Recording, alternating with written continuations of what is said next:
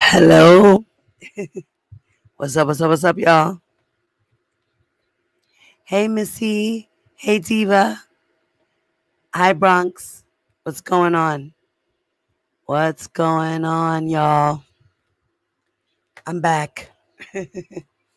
Just got off of Angie's Live. I tell you, the bullshit that goes on in these YouTube streets. Crazy as hell. We see bedbug is still a bedbug.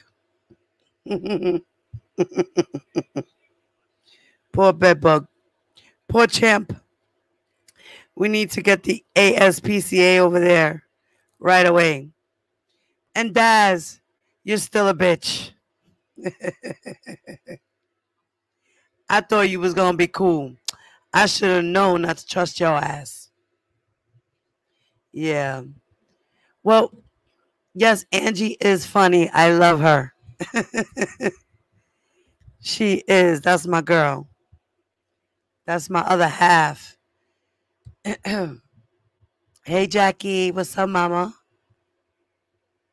Well, I don't know how much fun we're gonna have over here, but we're gonna be serious over here. I'm ready to read and talk about the Northern District of Illinois indictment. And yeah, that's what we're gonna do today. I don't know about how much fun we're gonna have, but we're gonna have fun in between. You know how it is. And once again, excuse me guys for my voice. Danny, what's up, Danny? I see you. By the way, I have 2 streams going. I got one on Facebook and one on YouTube. So if you hear me shout out somebody's name that you don't see in the chat, it's my friends on YouTube, on Facebook, which you can go follow me. Matter of fact, let me put up my information. Okay, boom.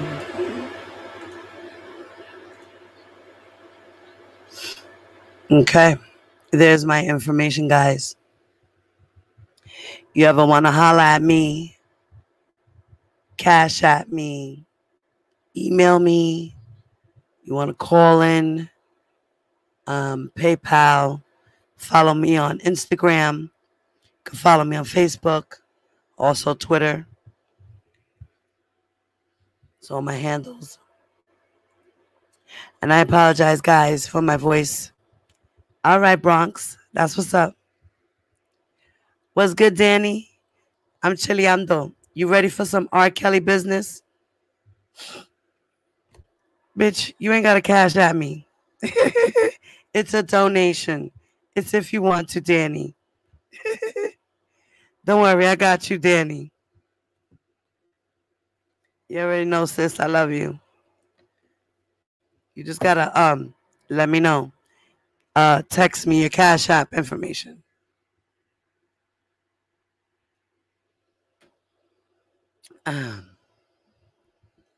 Or you can Cash App me $2 and I'll Cash App you back.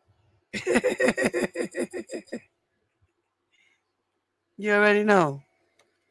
Just so I can have your Cash App information. Danny. And once again, guys, I apologize for my voice. I really do apologize. All right, so I was reading Lisa Van Allen's book, and I did leave out a chapter 12, which was the last chapter. And before that chapter, she spoke about what had happened before the trial. And if I remember correctly, let's see, we were chapter 12. Okay, let's see.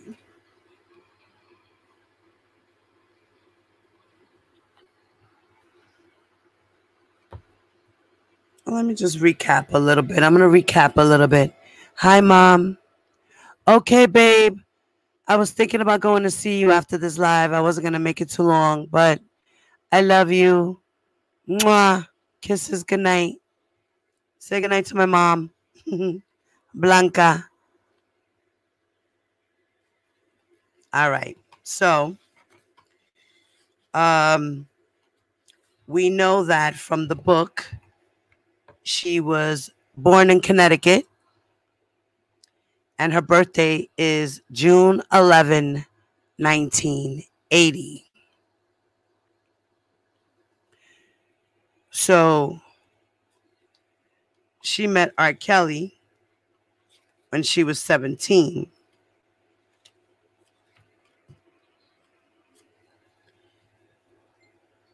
And that means that she met him in what, 1990 would make her 10. So 1997, that would make her 17.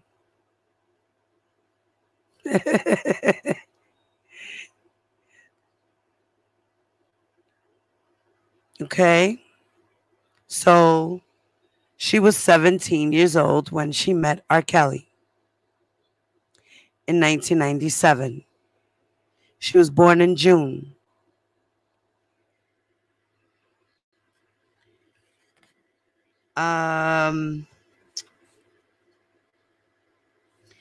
And we know that she wound up being in foster care, right? And that was at the age of 1. Her mom gave her up. And while she was in that environment, in that home, she was the only girl amongst boy siblings. And some of the older boys, the teenage boys, they would come over and have friends. You know, they'd have friends come over. And these friends of the boys that lived there abused her and took advantage of her. And it was the boys' friends that she lived with, her brothers, her adopted brothers, right? So she went through that. And she was 4 years old when it started. And they would make her, as she got older, they would make her jerk them off. And her grandmother's friend wound up, if I'm not mistaken, taking over and adopting her. Her grandmother's friend adopted her. So she went from foster care in her grandmother's place or her aunt's place or whatever. And then from there, she was abused. And then she went to her grandmother's friends who adopted her. So she did get adopted. And, you know, she says that with the sexual abuse that she experienced, it gave her, you know, a perception that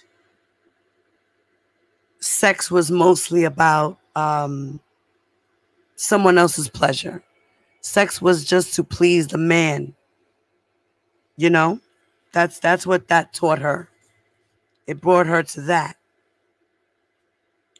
And then later on comes time to where she's a teen, and one of her friends had asked her if she could go with his girlfriend to the R. Kelly shoot. And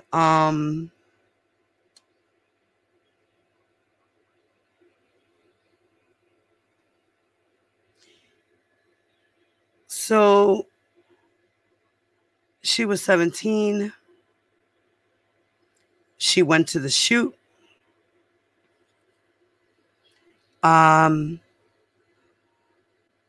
During the downtime of the show, one of his cousins approached her, and they had said to her, Rob wants to talk to you. And then later on, one of the guys came back to her. She followed the guy into another part of the mansion. And then when she reached there, R. Kelly was sitting there. And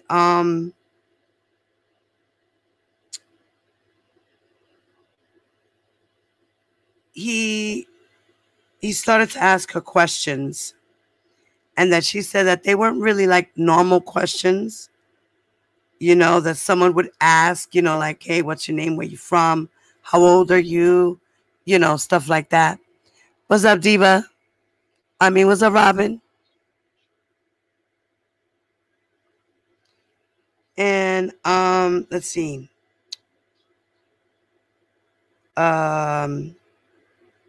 He had asked her if she had a boyfriend. He asked her age.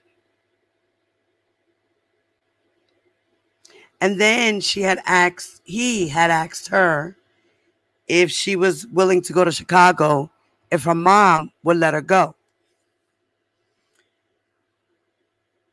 And then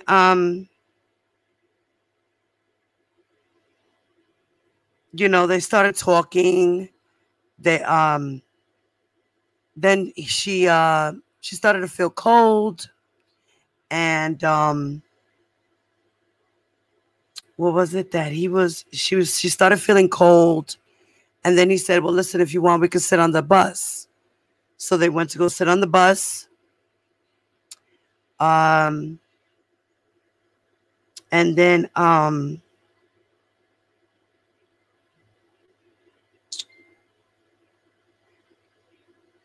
she said once they got on the bus, then they started talking some more. And then all of a sudden that he had started kissing her. He started kissing her. And then he started touching her. And then he wound up pushing her back on the bed. And they started having sex. And she said even though she didn't want to have sex, but she didn't want to disappoint him either. Right, on the first time meeting.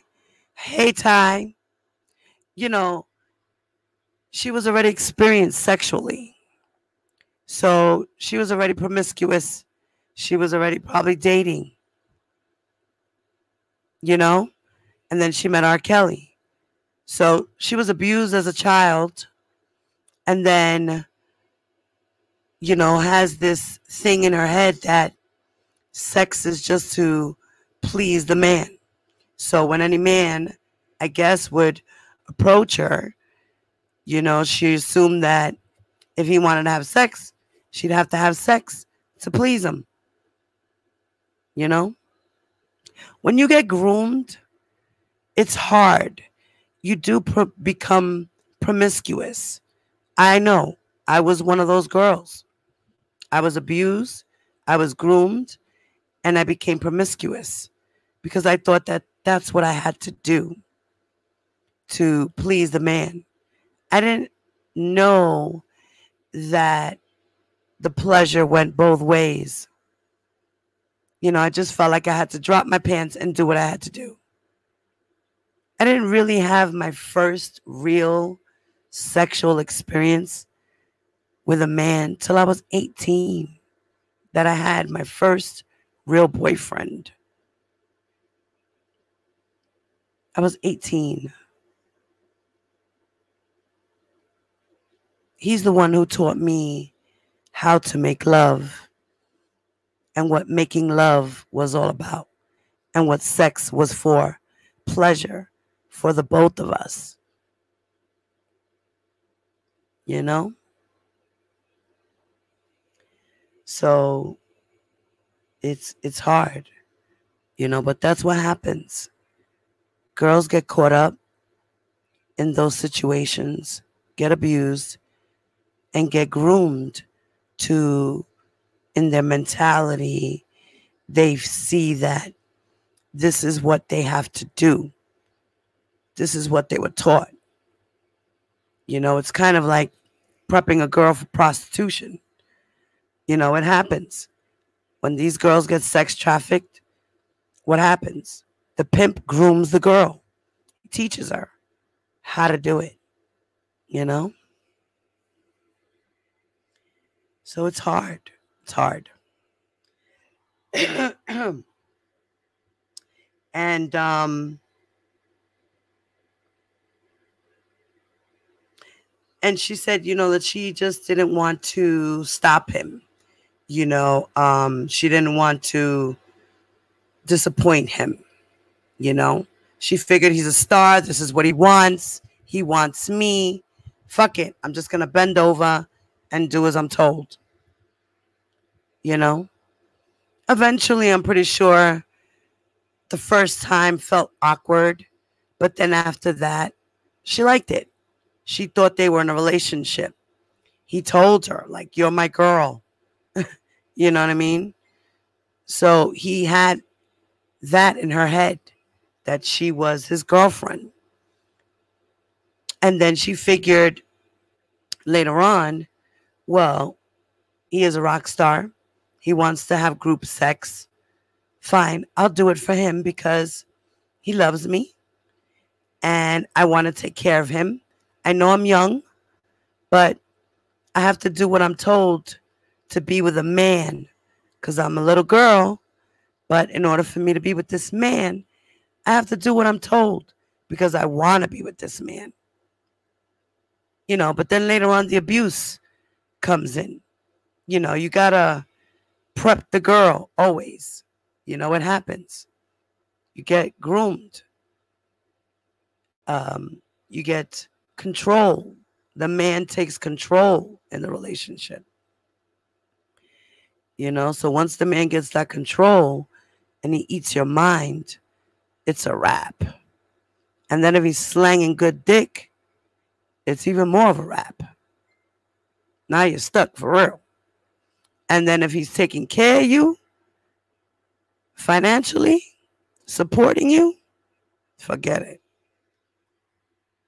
It's over. It's over. Whether you're young or you're an older woman, it happens. Men take advantage. It happens. Whether you're young or old, doesn't matter. Abuse is abuse. Whether you're an adult or a minor, it happens,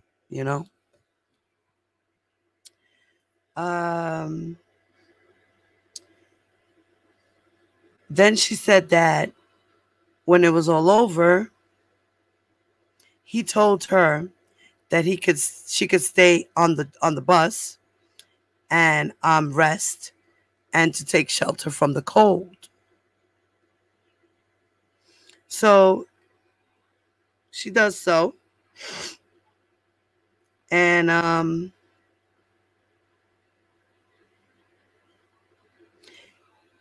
right in between the scenes, he would come back to the bus.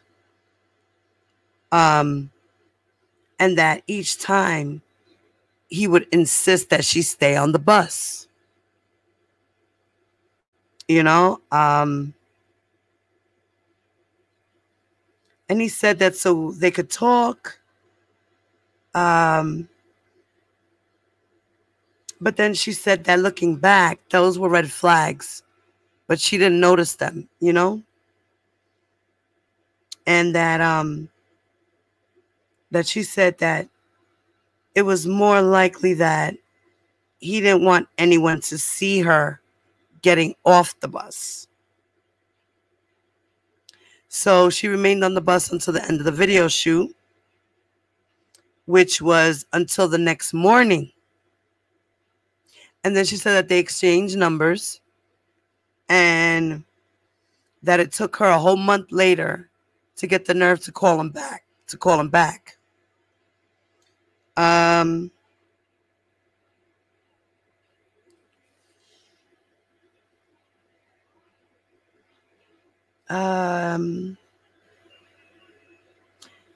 In that conversation, they didn't really talk too much. He just wanted to find out when she was able to come back to Chicago.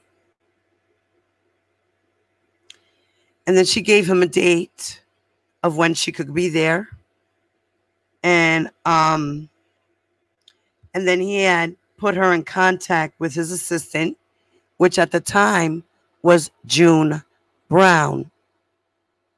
Now, June Brown is Milton Brown, who is in the New York federal indictment. I mean, not the New York, the Northern. Okay. Now you're blocked since you want to be funny, bitch.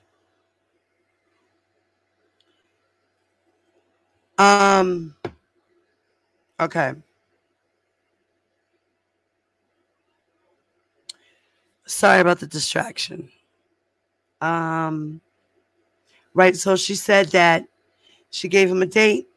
He got her in contact with one of his personal assistants, which was June Brown, who's being charged along with R. Kelly and Daryl McDavid in the Northern District of Illinois indictment.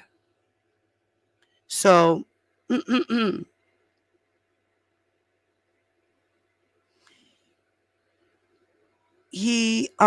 June Brown had instructed her on what to do, and he also sent her money to get the things that she needed. She didn't have a state ID, so the money went for her ID. Hey, Angie.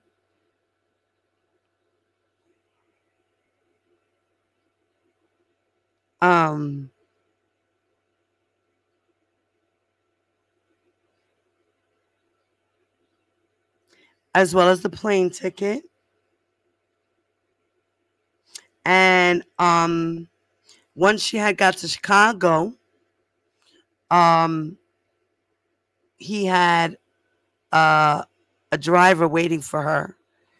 And she felt special because, her name, Lisa, was being held up, so she felt kind of celebrity status. She was excited.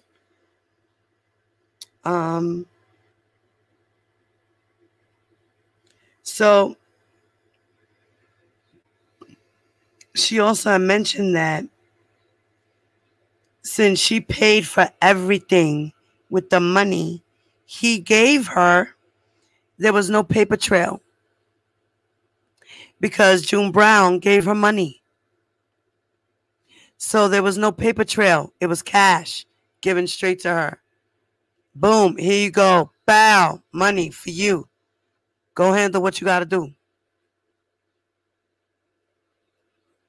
There was no wiring, no Cash App, no PayPal, none of that.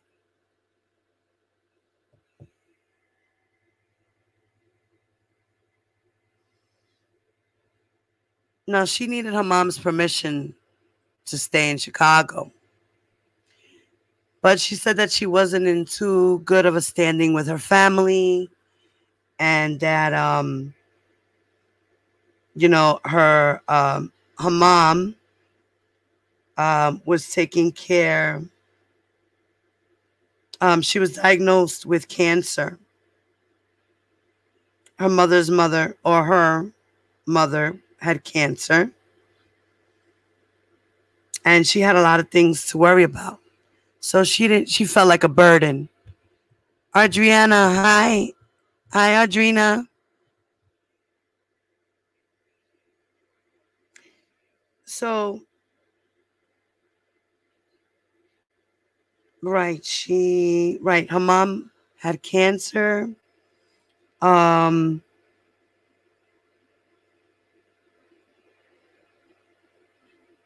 and she just had to leave. She just left it like that. And she gave her mother the phone number to where R. Kelly was, or to the studio, something like that. It's not my birthday anymore. My birthday came and left. I was drunk for like a week. That's what it felt like. So, um,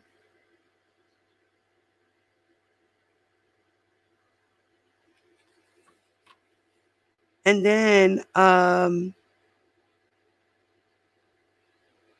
she said she was taken to the hotel so that she could drop off her bags when she first got there, so she could take off.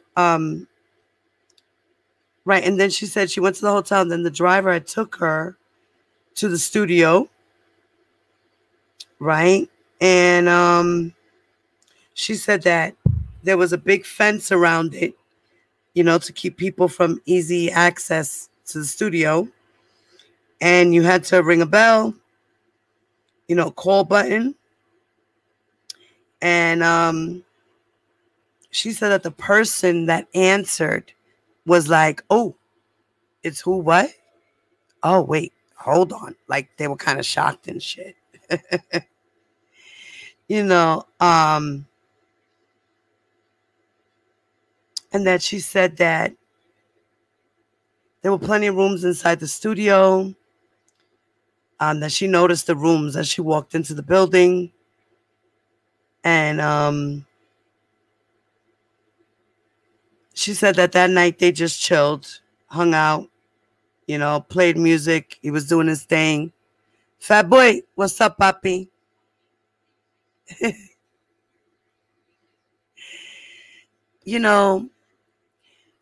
This girl has said her story over and over, and it's still the same.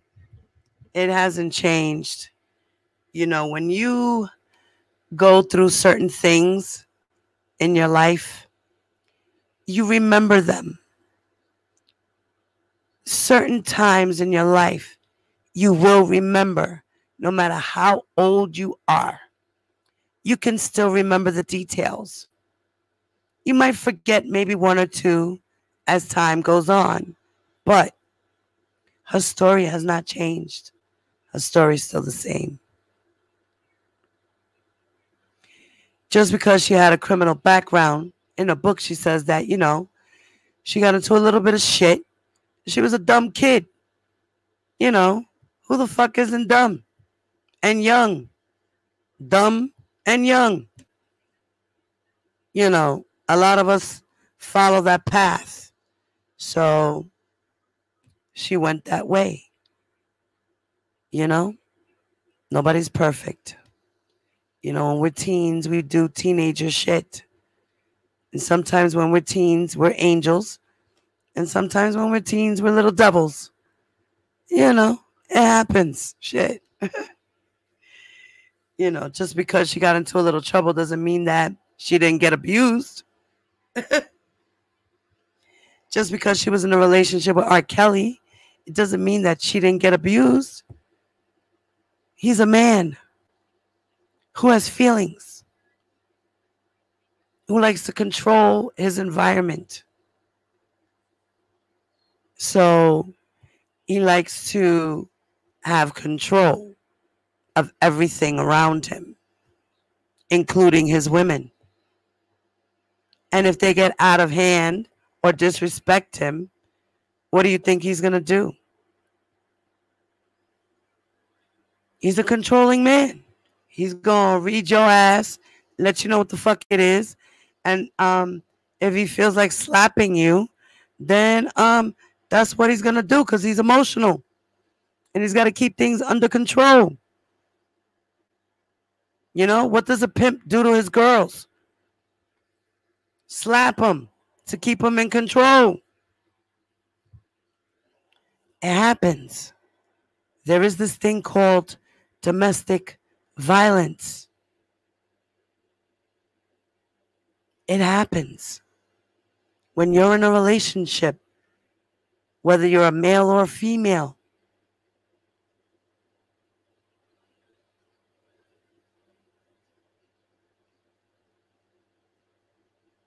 I can't tell nobody's story either. She's telling her story. I'm reading her book.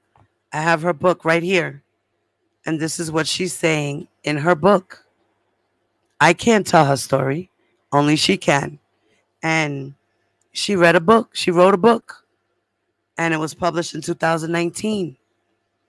She told her story back in 2008 when they were on trial. You know, and it so happened to be that there was a lot of things that the lawyers found out about her past. That's what they do. That's their job. They go into these women's past and say, okay, well, look, she was a thief. She was a liar. She went to jail. She did this. She was a runaway. She was adopted. What do you think? She was a streetwalker. She's a liar. She's full of shit. Who's going to believe her? Why should we believe her against a mega superstar who got plenty of money and who could have any woman he wants? You know, it's a game that the lawyers played to discredit her. It's what they do. That's part of their job.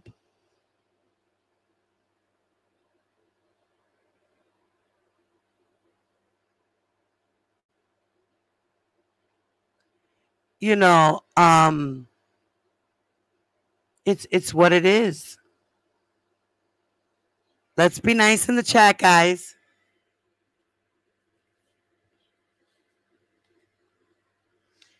You know,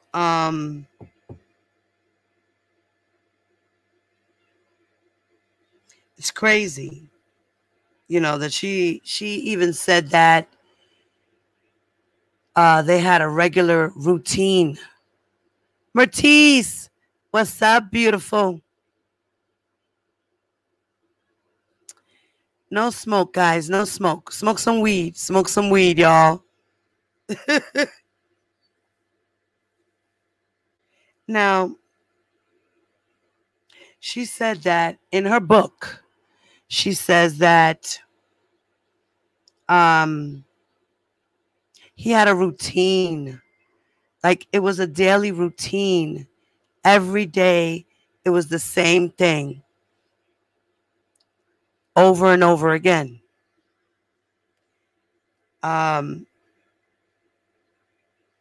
He would spend time in the studio until the wee hours of the night, into the morning. And then his days really started in the evening because he would sleep most of the day. So let's say like 6, 7 a.m., he goes to bed, wakes up at about 4 p.m., 3 p.m., and he starts his day there. And he goes to get something to eat, she said. Then they would go to, they would eat, and then they would go to the studio. Right? Was that they ate,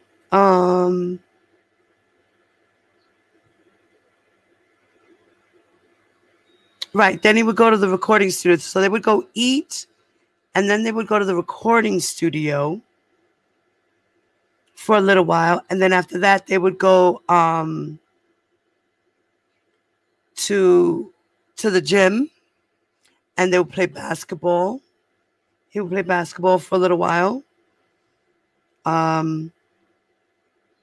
for maybe like 2 hours or so. And then so around like a little bit after, then they would go to the McDonald's. They would eat.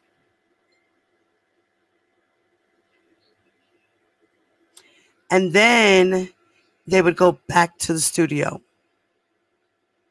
And then they would finish the night from there. So it was always a routine. He would eat. He would go to the studio. Then he would go play gym. Then he'd go back to the studio. Then he would eat, and then he would go back to the studio. You know? And he would always order the same thing. She said something about chicken sandwiches. I think with like only lettuce, no tomato. And I think she said a coffee. He would order it with a coffee. That was his thing.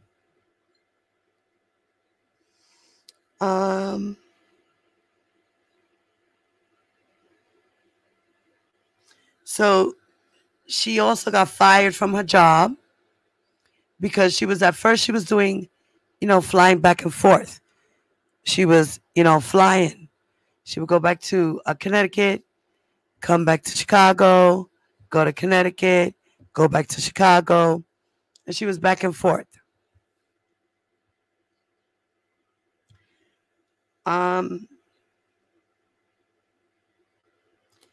So eventually she got fired from her job.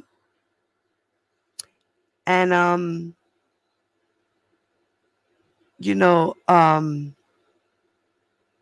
he had asked her, like, how much do you get paid a week? And she told him like $300 or some shit. So he's like, well, you know what? Don't worry about going back to work. Come live with me and I'll pay you $300 a week. So he was giving her a $300 allowance, as you will, to stay with him, so she didn't have to worry about going to work. He's like, stay here with me. Don't worry. I'll pay you to stay here. You don't have to worry. And she was the age of legal consent, 17, going on 18 in a few months. So her situation was kind of like an Azriel situation, because Azriel was seeing R. Kelly behind her parents' back for a few months. She would go back and forth and see R. Kelly over the weekends. She would go back and forth on the weekends. This is what he does. He preps you. And if you're down for whatever and he sees that your vulnerability is to his standard, to where he can manipulate and take control, then those are the girls that stayed. Those are the girls that he said, come live with me. They were naive. They were weak-minded young girls. You got some strong-minded, you got some weak. And then these girls were starstruck. Like, come on. Not every girl is going to drop down to their knees and kiss R. Kelly's feet. But some will. And a lot of these supporters out here will do that. Those are the ones that I call groupies, not supporters. In my book, there's a difference between supporters and groupies. Groupies will do anything. Anything. A supporter, a fan, is a supporter or a fan. But groupies are scary. And these girls eventually became groupies of R. Kelly's. You know, he groomed them.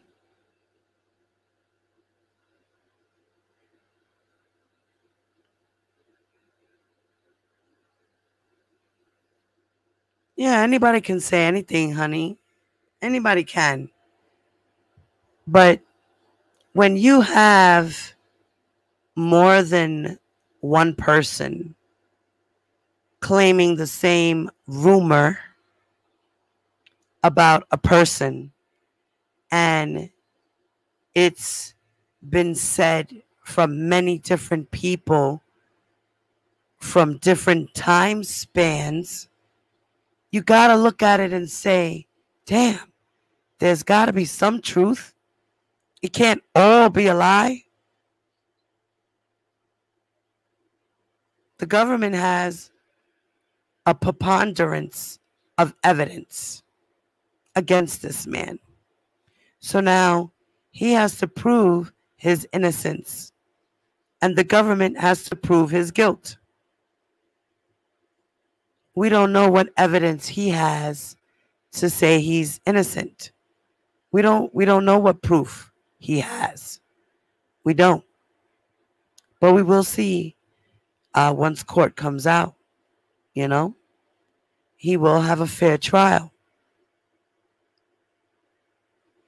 Unfortunately, due to what's going on in YouTube and the fact that these three dum-dums that roll with him decided to intimidate the witnesses and try to burn down a young girl's house and her own family, he has a sequestered jury. No thanks to his groupies. You know? Scary. Scary. So,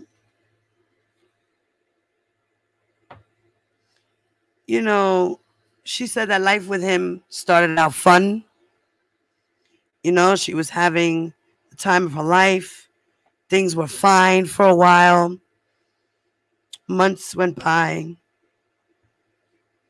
She said until like he got comfortable with things. And he gradually started introducing her to different things, you know, drugs, alcohol, you know, girls, orgies, stuff like that.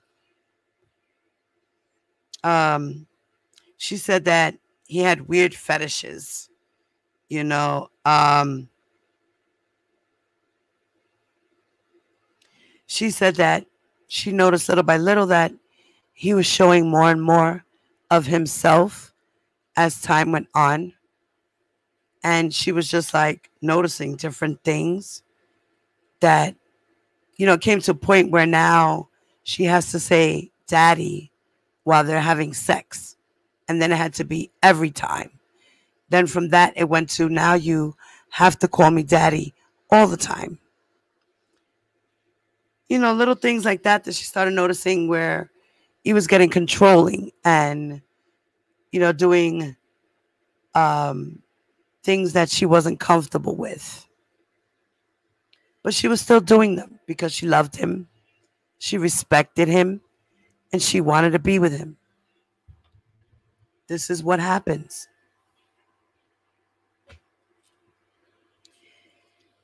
And then time went on.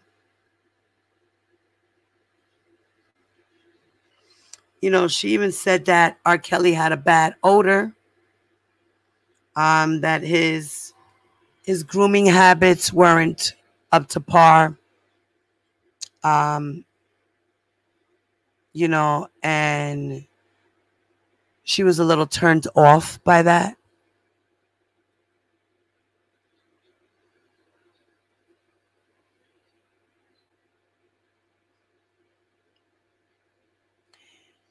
So why do you think she's lying, fat boy? She's lying what, that she didn't have a relationship with him? Or she's lying that he had bad body odor? Um,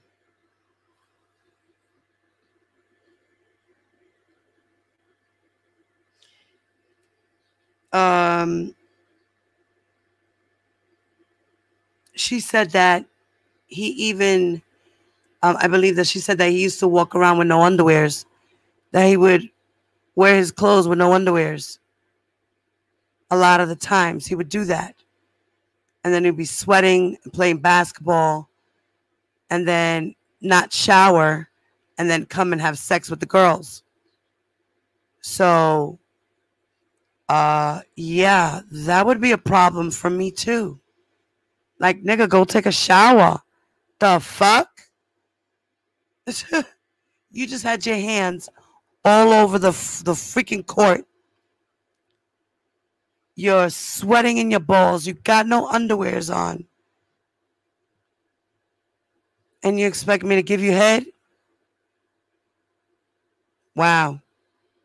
I'm not doing that. You stink. I'm going to tell you stink. And I don't know, even if he's R. Kelly, I don't know. I still would have told him he stunk. Like, no, I can't do it, please. Please, you stink. Please don't. You know what I mean? Like, I don't know. Tú sabes. She said that her and one of the other girls that would have sex with him would call him Pepe Le Pew. I remember that. And that he introduced her to another female.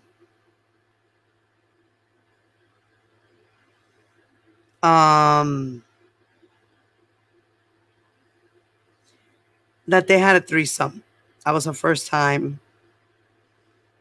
And she says that she regretted that she wishes that she didn't allow him to do that, you know?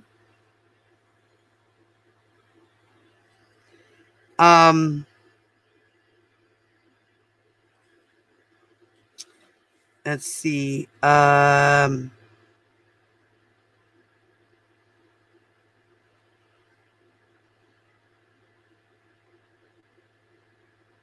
She said that from the stress of the situations that she was in and engaging in these threesomes, she was constantly hesitant, you know? It was like she was okay and cool with it the first few times, but then when he wanted it constantly, she started to get annoyed with it and being bothered by it.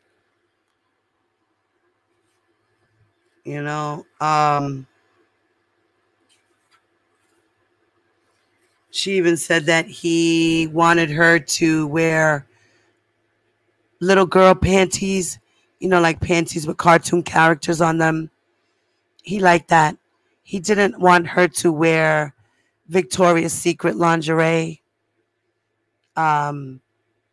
She even said that he spoke about his abuse with his sister, and that she spoke about how one time his sister had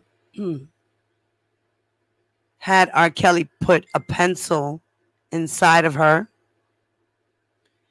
and had him in her underwears dancing in front of the mirror while he was playing with her with the pencil.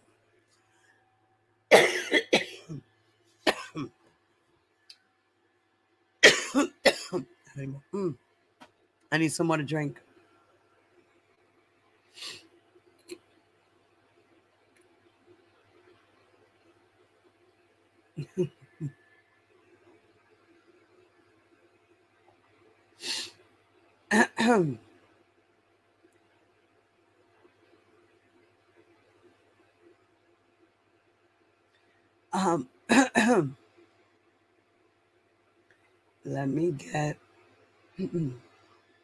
Let me get something to drink, guys.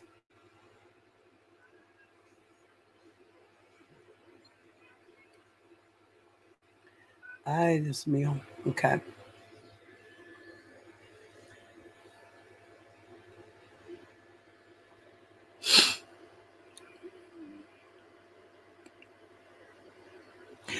Who would get lead poisoning from sticking the pencil inside of her?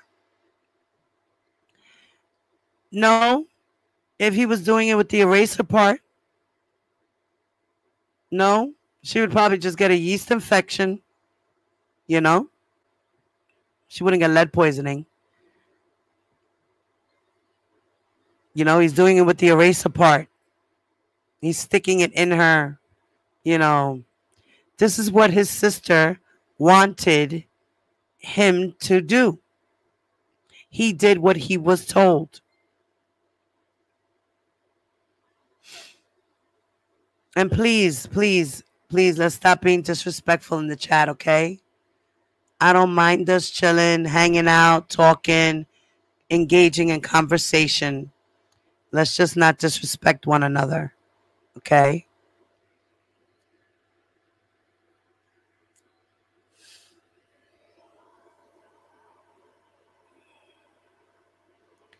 You know, he, as Lisa was saying, that he has fetishes and things that were weird.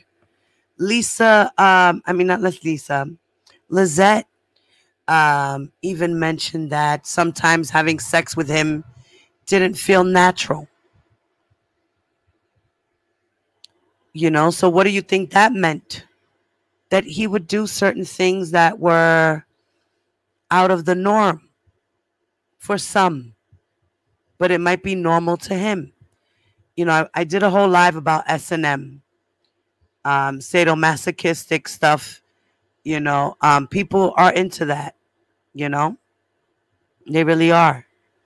So it's crazy, but people have fetishes, and R. Kelly is a man who has fetishes. You know, like I say, you know, it's just sad that he chose to do it with minors.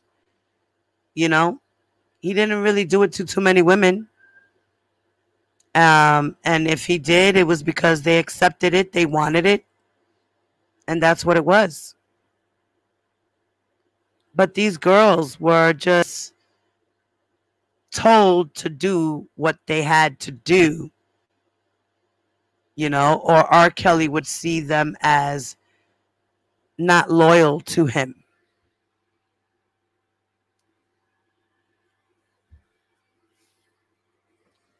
This is how it was, you know. So she even talked about her cousin Beverly going over there to spend some time with her in Florida, keep her company in the house over there. You know,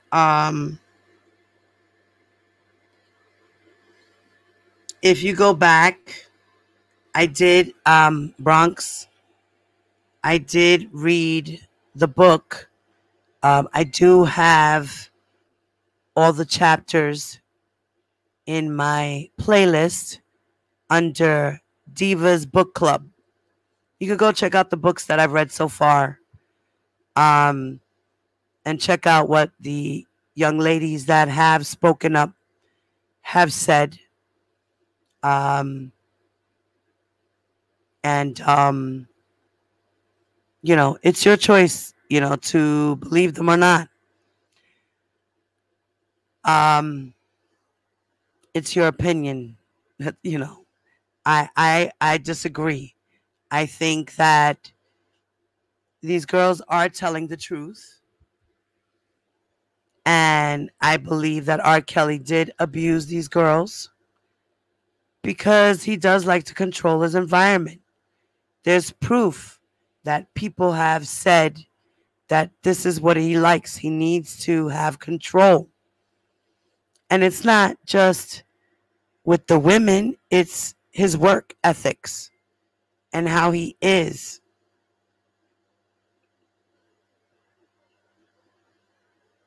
Well, the only proof that we do have is in the indictments.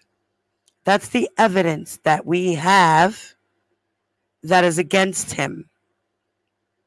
So whatever evidence the government has is the reason why he's being held in jail, because they went to a grand jury and said, hey, look, this is what we have on this man. And the grand jury said, oh my God, wow, that's a lot of stuff. Well, you know what?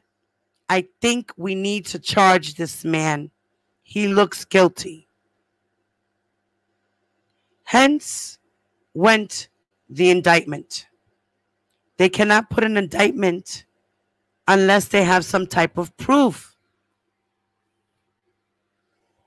That's why Kim Foxx made a call to the public and said, listen, we need more than just one thing.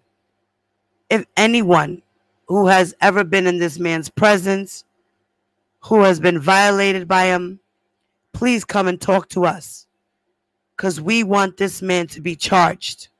He needs to be off the street. He's a danger to the community.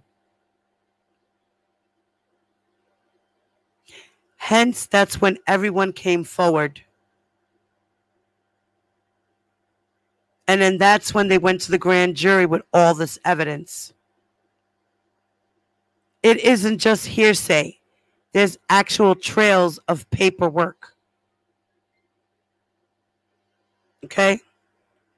There's actual trails of paperwork. There's wire transfers. There's bank records. There's Uber records. There's hotel receipts. There's hotel video footage of him going in and out of the hotel rooms where the girls were.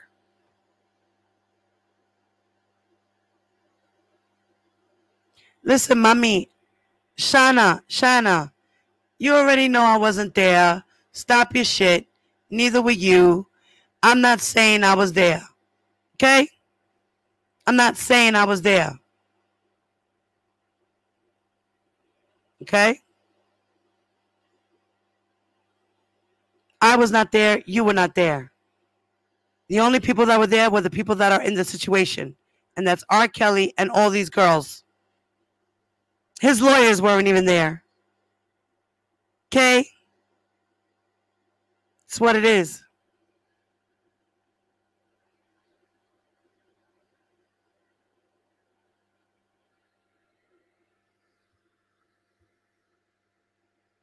You know, so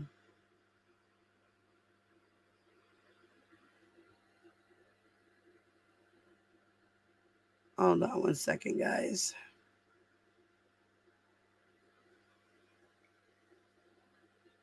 Okay, something happened here.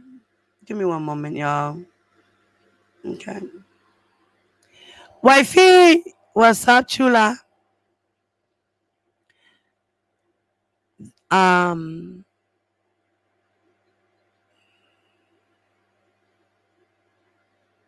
All right, they keep pushing back the trial because of the COVID situation. They need to get everyone coming from different states to be able to. Now, remember, there's over 50 there's like 40 or 50 witnesses, and that's including the accusers. Witnesses and accusers all together. There's about 50 people that they need to situate. So they have to accommodate for people's hotels, as well as everybody, once they get there, they have to quarantine.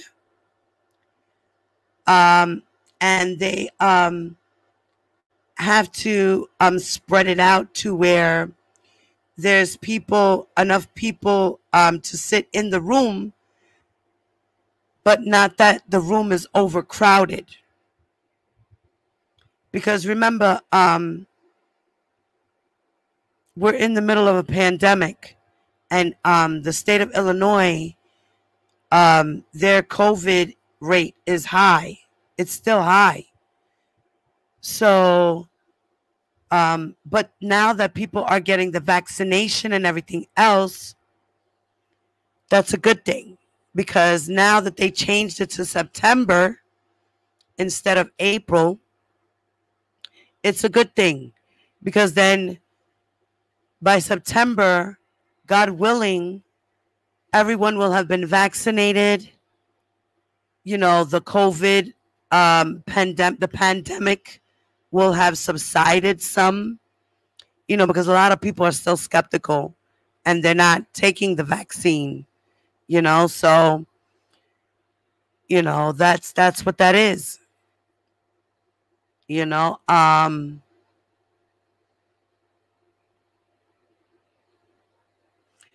um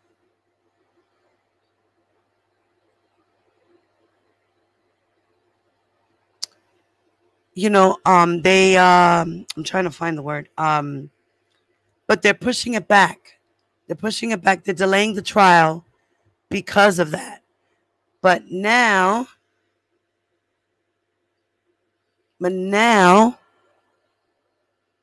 everything is in the air until September. So when September comes, was it September or August? Damn, I forgot. Oh no, August. The first trial is August. That's the New York one, if I'm not mistaken. And then they're doing the federal one in October.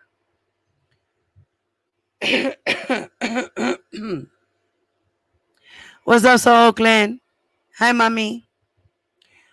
Oh, she timed somebody. Who you timed out? Wait. I got it. Oh, Bronxy. I'm sorry.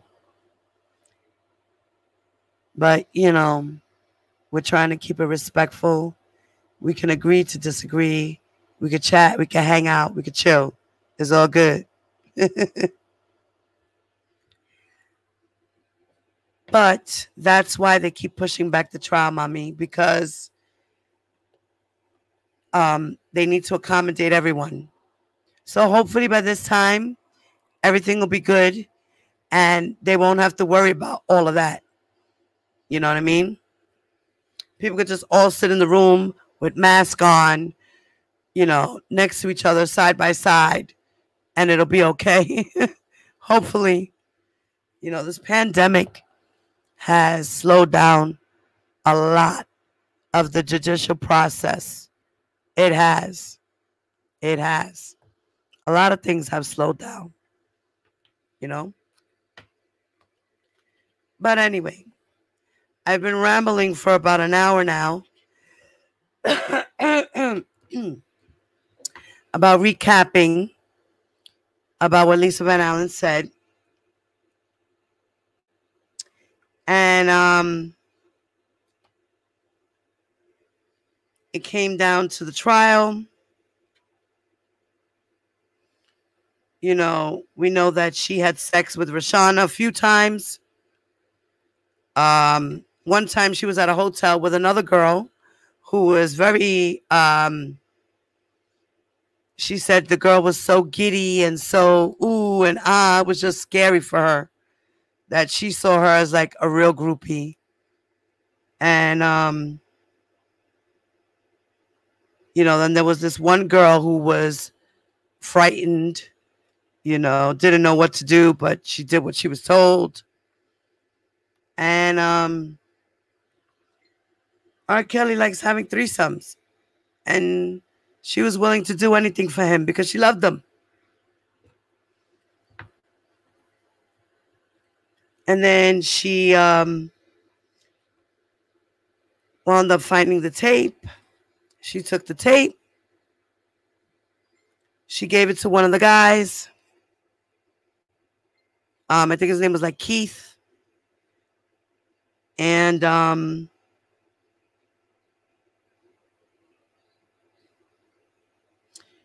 she didn't know he was married.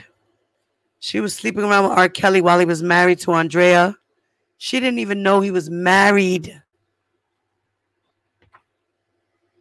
She did not even know he was married. Okay?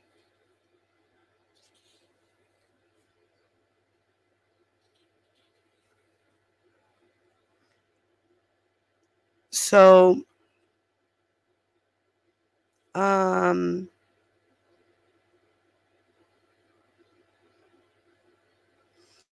let's see. What else?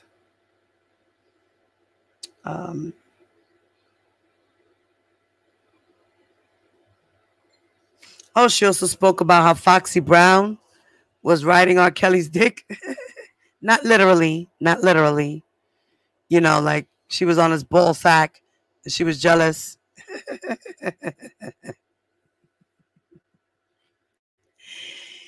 um,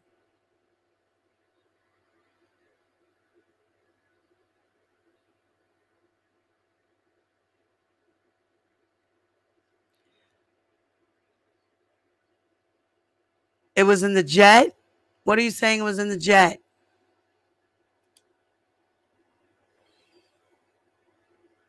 What was in the jet, Bronx?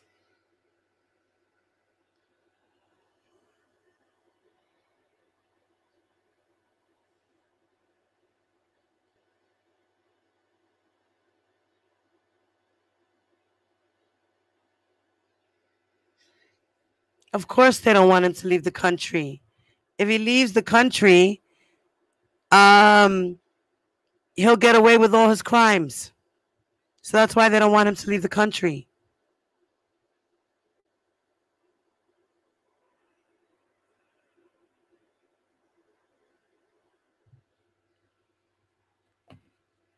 Yeah, it was in the Jet magazine that he was married, but it was after the fact.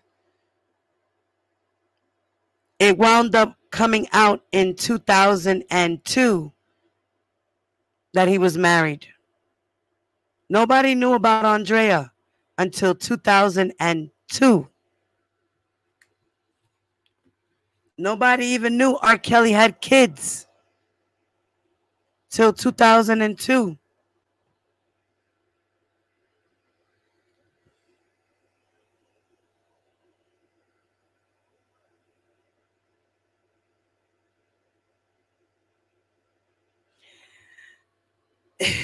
My sisters are dealing with things. Thank you, ladies. I love y'all. You know, I don't mind y'all chilling. Like I said, just don't be disrespectful. Come on, guys. We could agree to disagree and have our opinions without calling each other names. Don't you think? I think we could be grown folks.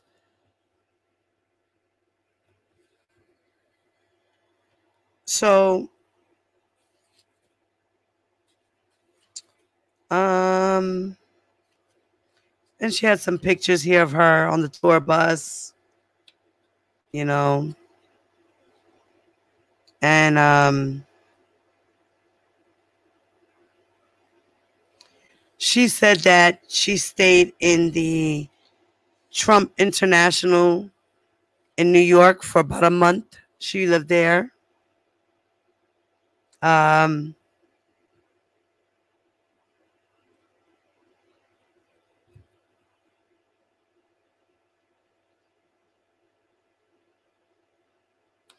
she said that in New York he had a nervous breakdown and that he didn't have the desire to sing anymore.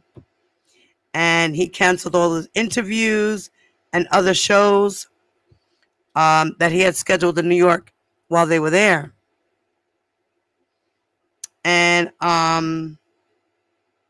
he wasn't answering phone calls. He just got depressed, you know, and that he said that he wanted to get away from everything.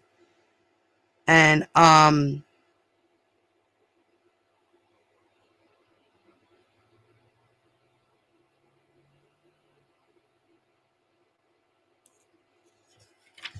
he she said that they would, you know, they went to after that they went to like a Roach Motel for the night. Like he was traveling with her back and forth, you know, doing his thing, being with his girlfriend. And at the time, the assistant was Regina Daniels. So Regina Daniels knows a lot about what Lisa Van Allen went through. She was there.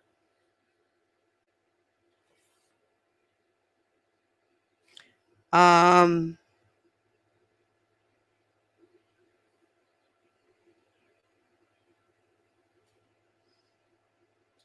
right, yeah. So she left him, then she came back.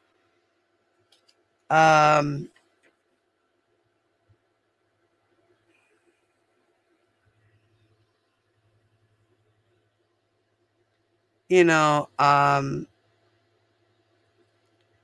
she was at R. Kelly's. That's where it was. She stayed in R. Kelly's vacation home. Okay.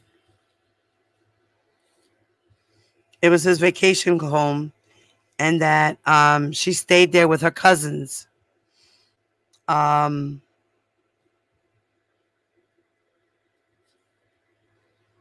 I forgot their names. She mentioned their names too. You know, but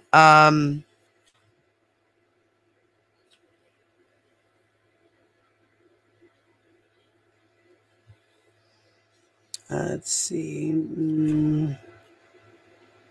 Okay.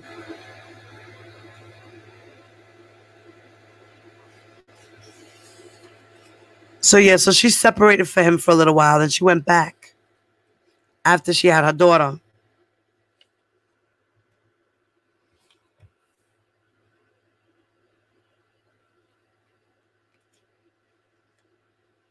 She said that she was in between two relationships at a time.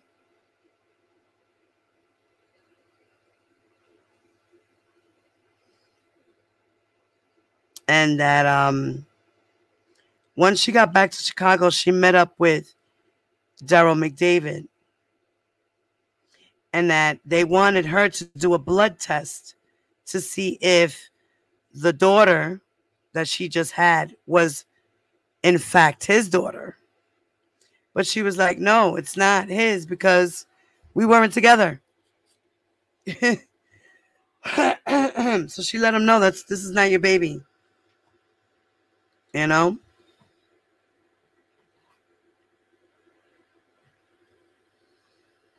And that she said that when she finally met Roshana was supposed to be the neighbor, and that she was 16 years old when in fact she was really 14. But when she was introduced, she was told that she was 16. And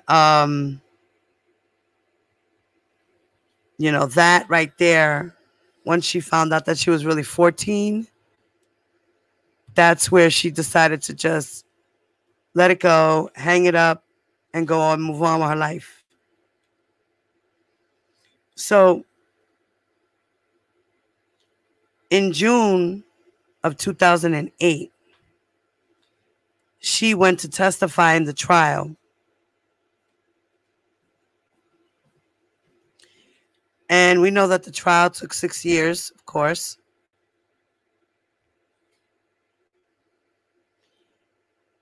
And she says that the day she took the stand, she won't forget it. She was nervous. And that the lawyers were pretty tough, you know. And that they would ask her questions relating to R. Kelly.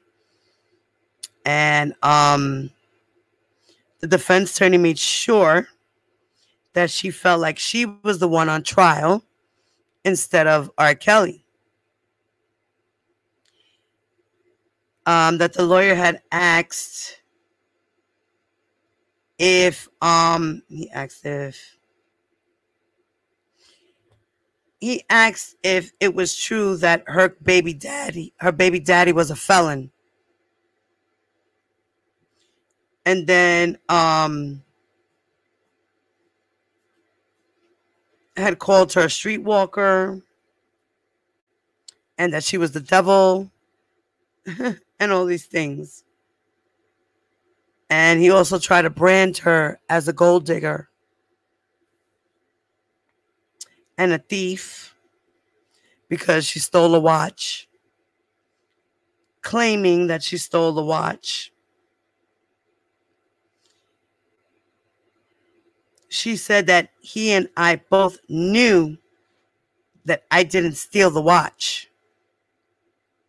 He had only forgotten where he had left it.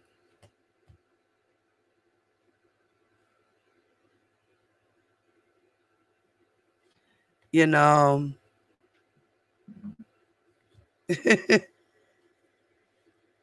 so it was what it was.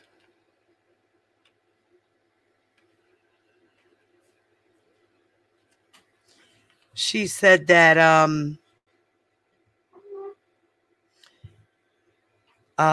also that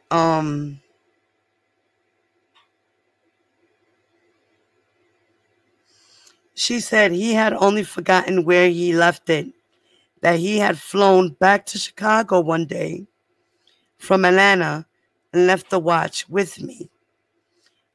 And that she could have told him that she just had it. She just wanted to see how long it would take him to figure out where he left it.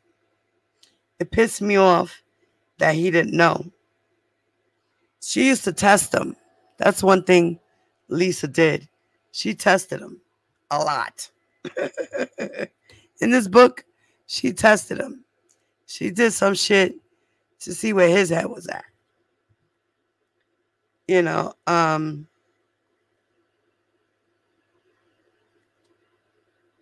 she said, you know, even though that she knew that other girls were messing around with him at the same time, you know, it just made her think, you know, like, do I really want a life like this?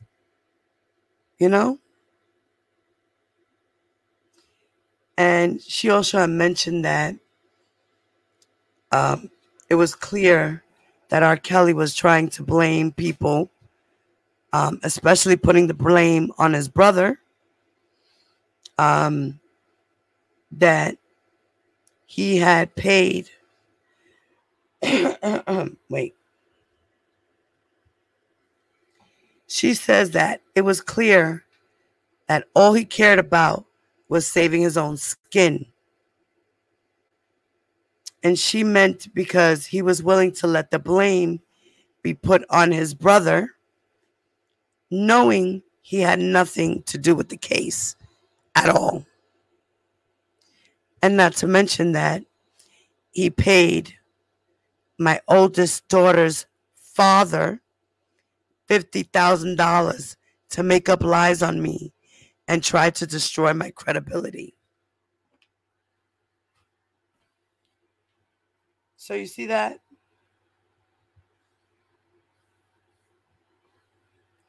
R. Kelly, like I said, paid Damien Pryor to lie for him.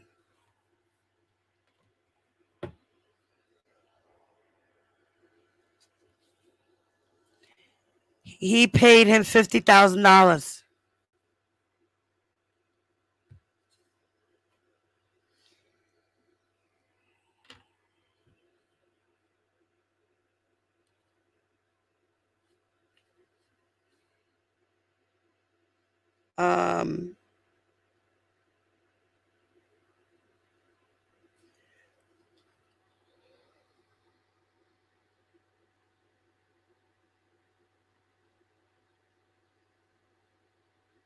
She said that it was like 3 hours of everybody talking about her.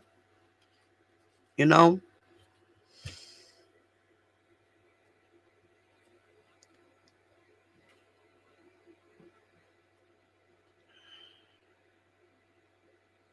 She said that she wasn't concerned about how she looked at the time. She only testified because it was the right thing to do. And because her life had been threatened in the midst of the chaos. You know, Daryl McDavid threatened her life. Now, she said she didn't consider when she first took the stand that, but her lawyers thought that she should, and they suggested that she should seek immunity. And so she got an immunity deal because after his trial ended, they were probably going to still seek to go after her because she just testified under oath that she had sex with a minor. So therefore, she got immunity from the government. They gave her immunity for her testimony.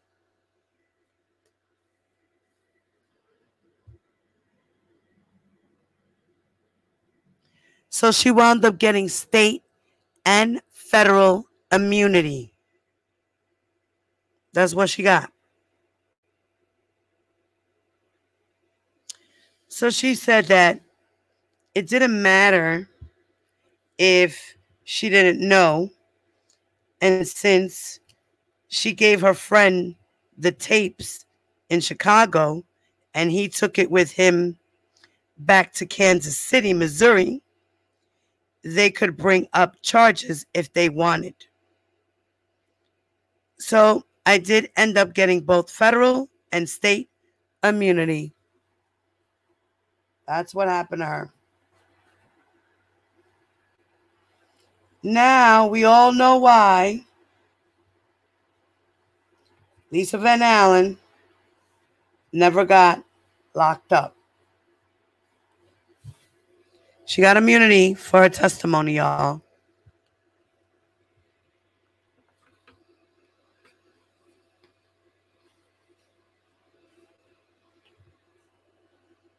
So eventually we know he got acquitted of charges. Blah, blah, blah, right? Okay.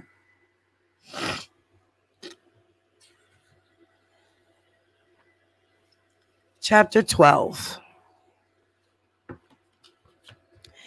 Every now and then, I would have people asking me questions about my life before and during the trial of 08. I was in a good, peaceful place in my life, so I thought I could finally open up about the story of me. Not just about my life with someone famous, with a lot of controversial issues. Although he played an intricate part of it, I wanted to really focus on the cycles of abuse and how it happened in different forms in order to bring awareness and help others not only recognize it, but to also bring about the necessary steps for people to heal from it as well. However, I did want to make the misunderstandings or misconceptions that people had very clear. I knew the media had did their best at slandering me, and people were talking as if they knew everything. They tried to make it seem as if I wasn't in a relationship with him just because they didn't see me on camera. Doesn't mean I wasn't there from 98 to 01. I was either off to the side or front and center for most of the things he did, such as the American Music Awards, where he and I both wore our hair braided to the back and dressed in all black.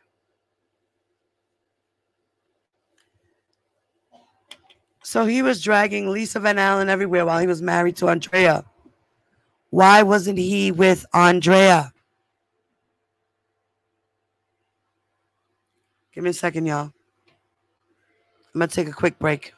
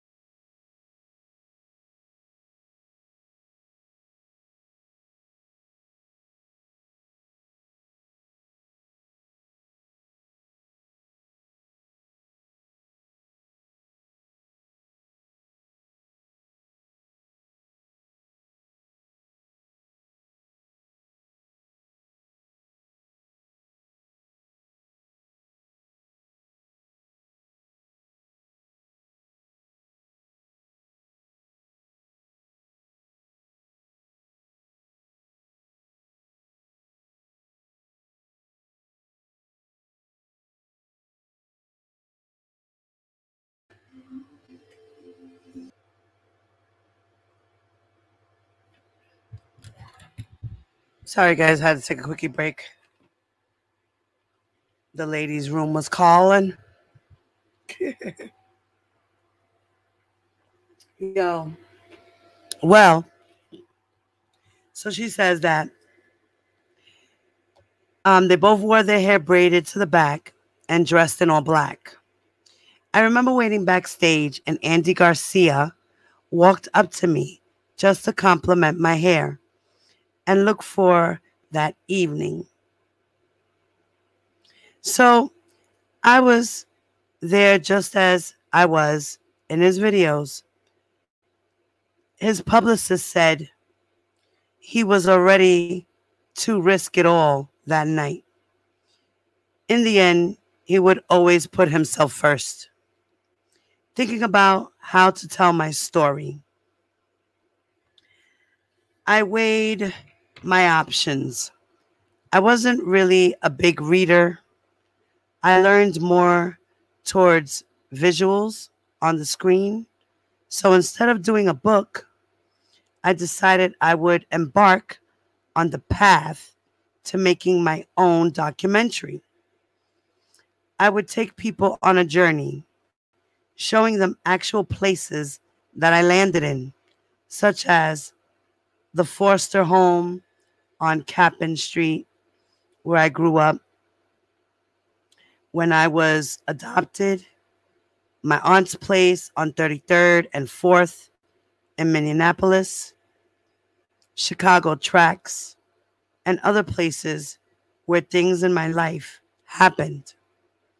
I wanted them to get the full picture and to dispel a lot of the rumors and misinformation. As I was gearing up to do the documentary, I got a phone call from a family that was now frantic because they were trying to get their daughter back. Their daughter was now with the man that I left behind in Chicago and had been with him for nearly 2 years.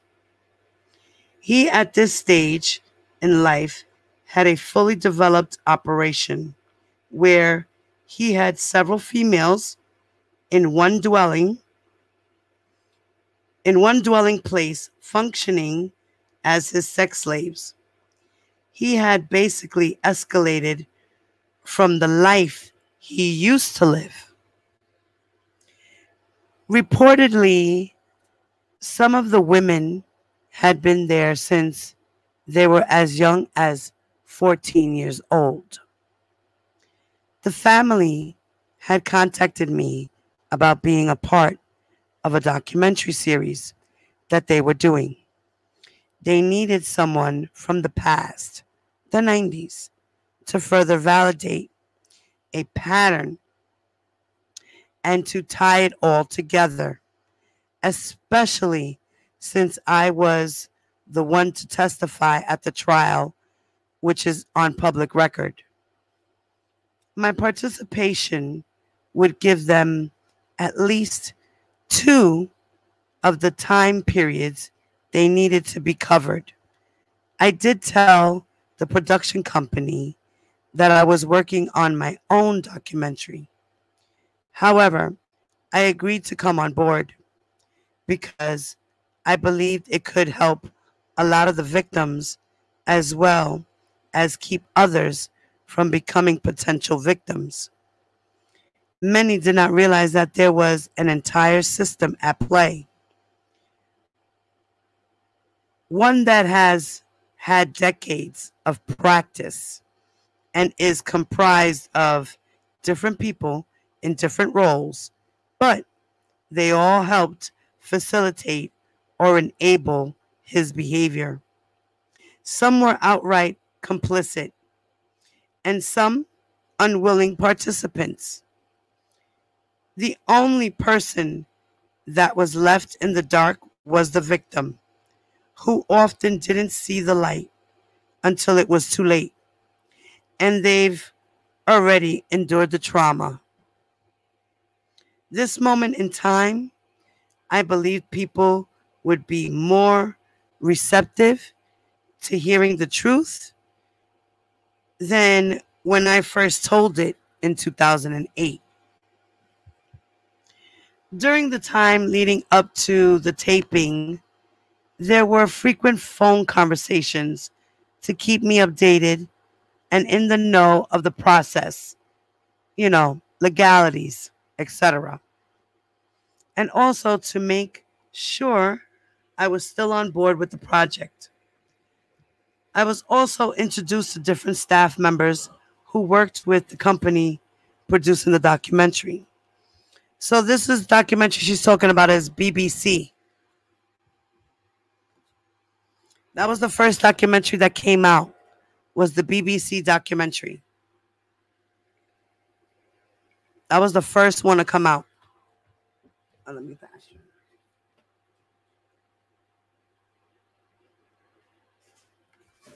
That was the first one.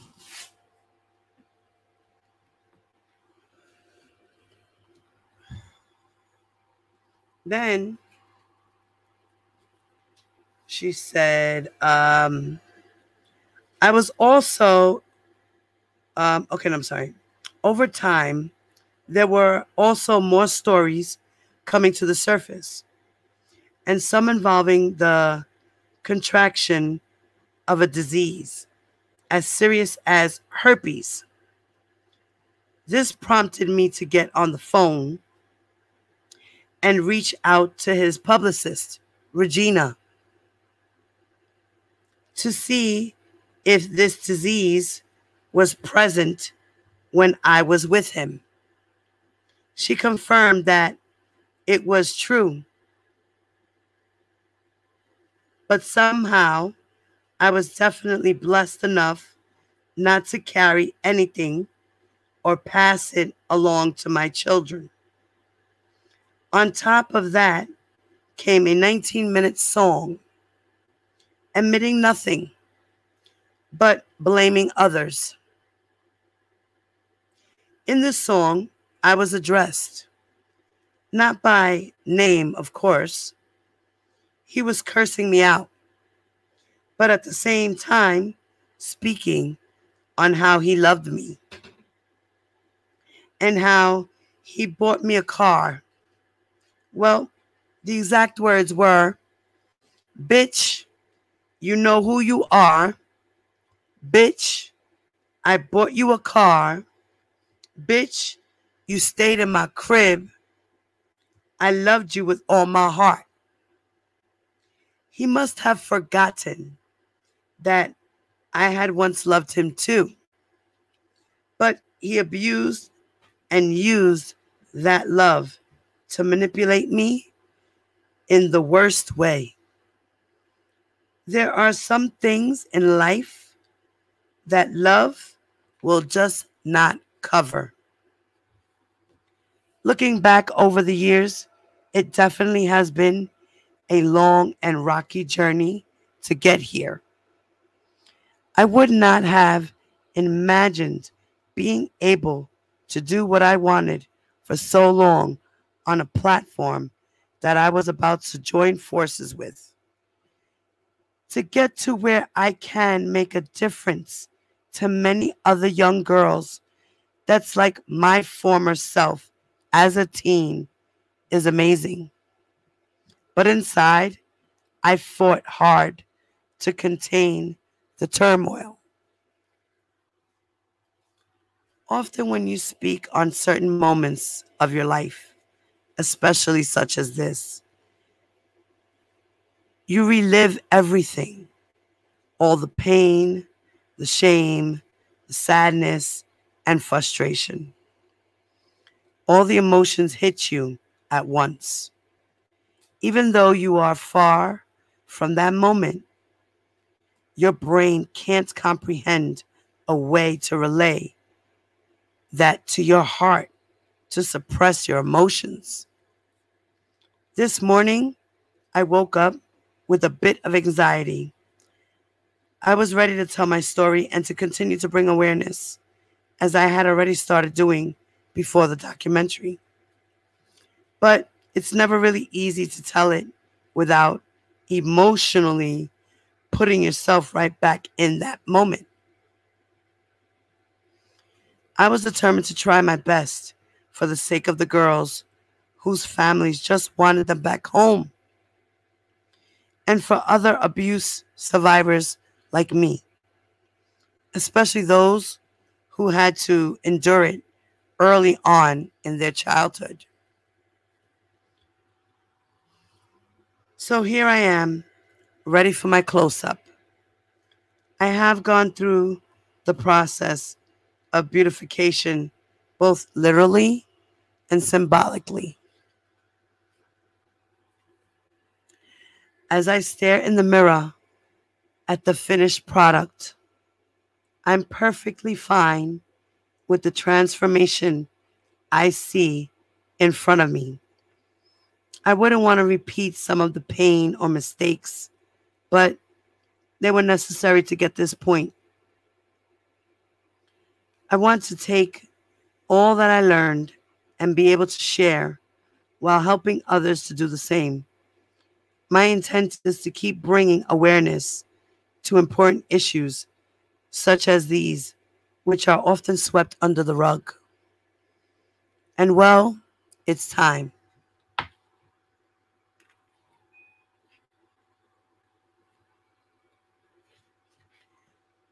So, there you have it, guys. That's what she said.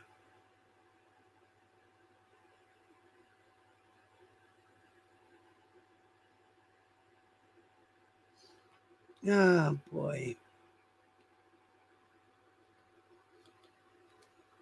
So, that was Lisa's whole story.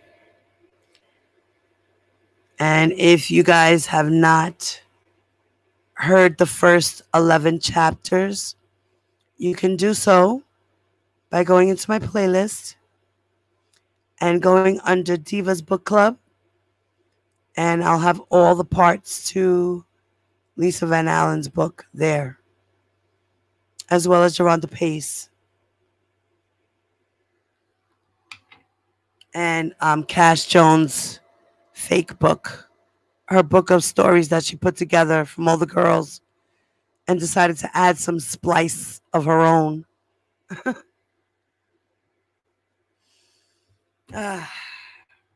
So that was that.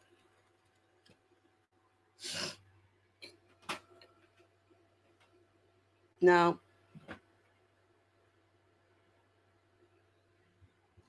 we know that she was a part of that indictment.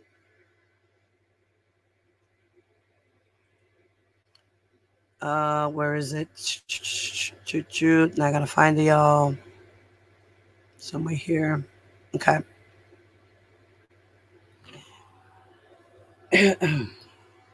Now I have the Northern District of Illinois' Eastern Division indictment for R. Kelly, which was done in July of 2019.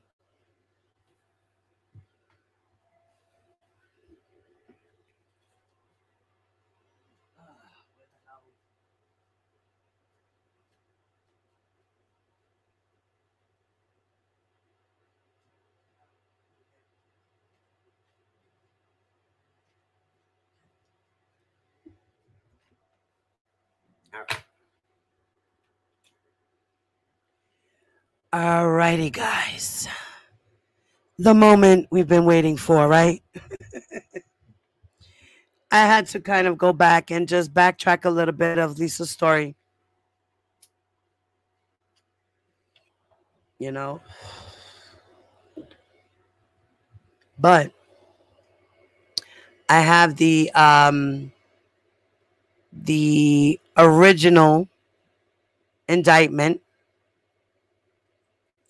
And in this indictment, you have the United States of America versus Robert Sylvester Kelly, aka R. Kelly, Daryl McDavid, and Milton Brown, aka June Brown.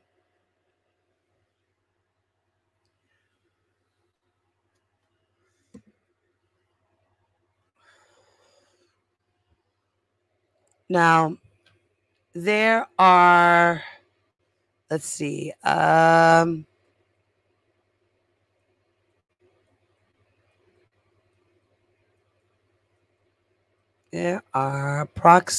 there are exactly, shall I say, 6.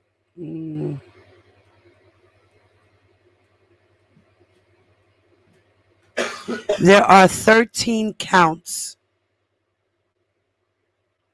in this indictment, including a forfeiture allegation.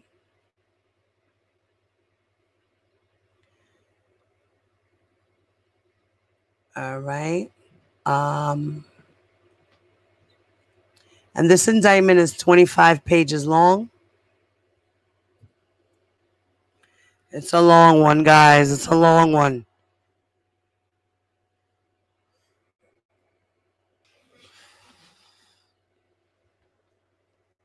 Now, it says that as to the violations that were done were under Title 18, the United States Code, which is USC, sections 371, 2251A, 2252A, 2, and then 2252AB1 and 2422B. These are the violations under the title sections that led to the indictment. Being that he violated these codes by law, they were able to bring forth charges under these laws.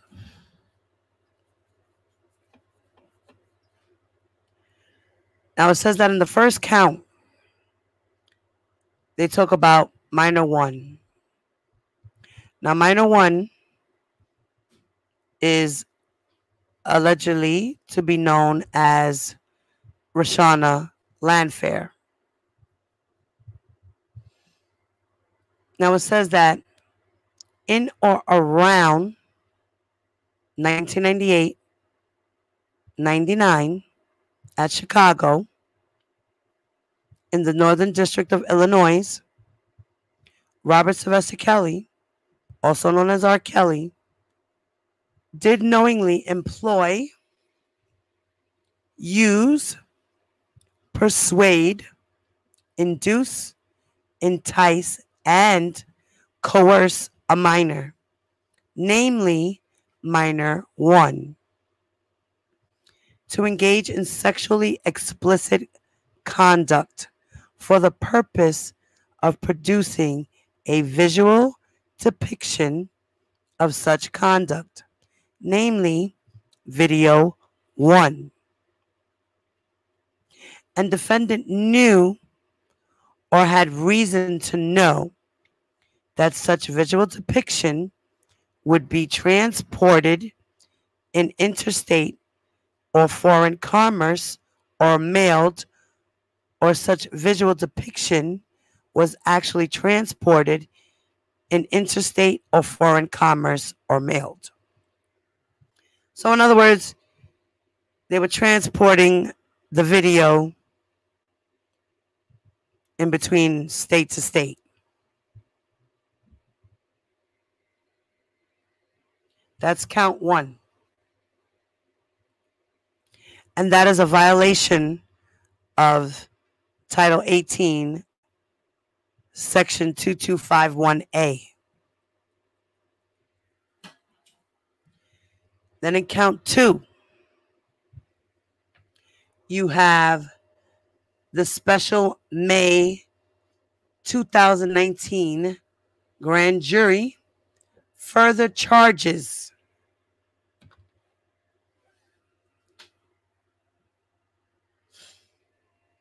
So in count 2, they're saying that between approximately September 26, 1998, and September 25th of 1999 at Chicago, Northern District of Illinois.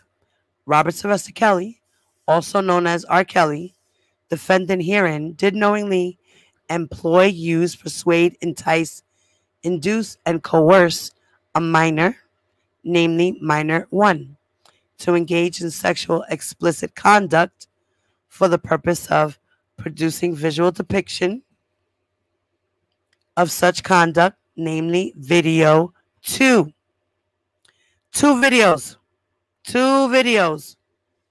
Count them. 2 videos. And the defendant knew or had reason to know that such video would be transported, or that the video was actually transported into interstate or forest commerce, and that it was mailed in violation of Title 18, Section 2251A. Count 3, that the special May 2019 grand jury further charges are because between approximately September 26th of 1998 and September 25th of 1999 in Chicago, in the Northern District of Illinois, R. Kelly did knowingly employ, use, persuade, entice, induce, coerce minor 1. I love you. In the morning. Love you. All right, baby. Sorry about that. Minor 1 to engage in sexually explicit conduct for the purpose of visual depiction of such conduct, namely video. Hey, Audrey. What's up, mama? God bless you, baby. I'm glad you're in the chat, honey. I see you're doing fine. That's beautiful.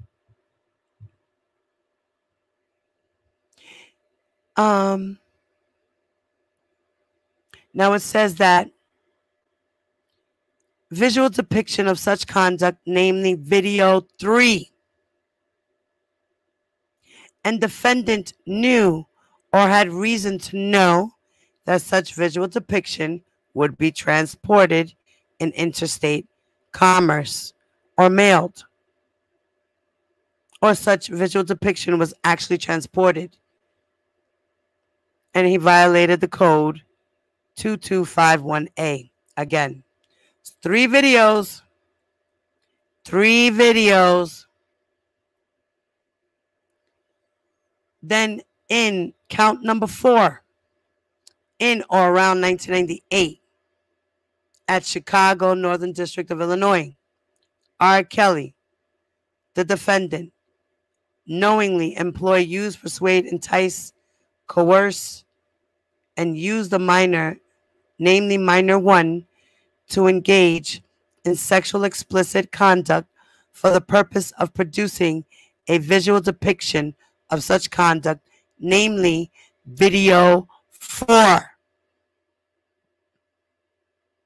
They're charging him for making child pornography and using this girl in 4 videos. 4 videos. And that the defendant knew or had reason to know that the video would be transported. And it's violation again under 2251A. So that's 4 videos, guys, with minor 1, who we know to allegedly be Rashana Landfair. So he's being charged with 4 counts of child pornography, in other words. But he's being charged for transporting it, not for making it. See, this is the difference. So when people say He's being charged again for child pornography. No, he's not. He's being charged with transporting child pornography.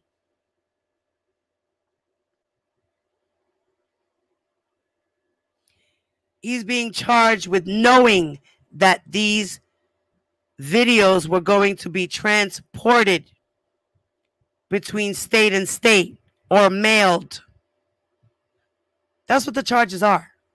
So there's no double jeopardy. Got it? Good. I'm glad we can all understand that. 100. What's up? Not that he was selling tapes. Remember, in the federal indictment of the Northern District,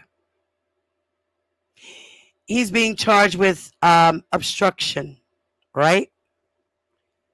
So they're charging him with 4 counts of transporting the videos. Because remember, Daryl McDavid, R. Kelly, June Brown, Jack Palladino, Charles Freeman, Keith Merle, all had a part in this conspiracy. They should have stuck Damon Pryor's ass in here too for taking money from R. Kelly for lying to the grand jury. I don't know if he's in this, but if he's not, who knows? Maybe he got immunity too. Who knows? Because according to Lisa, he was paid $50,000, right? To lie. To say that it was him and her on the tape.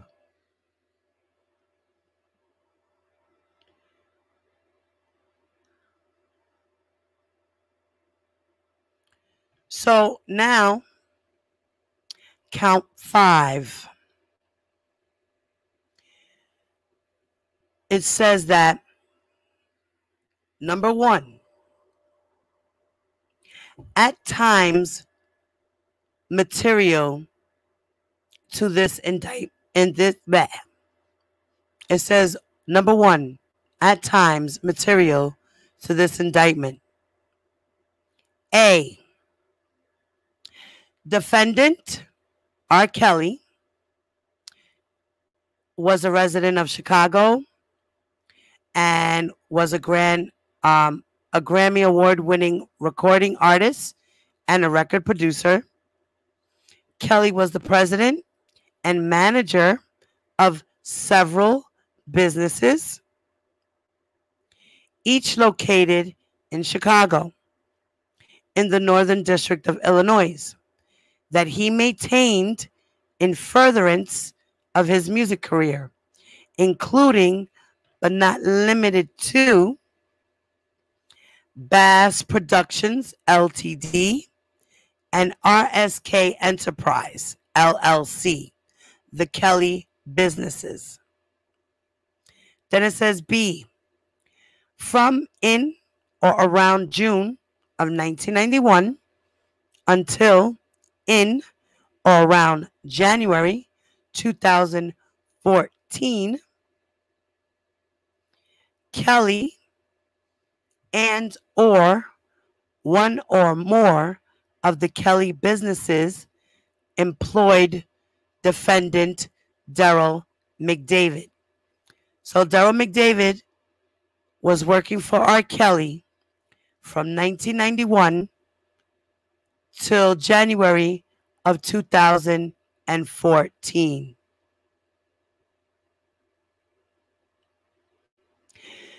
Daryl McDavid was employed as a business manager.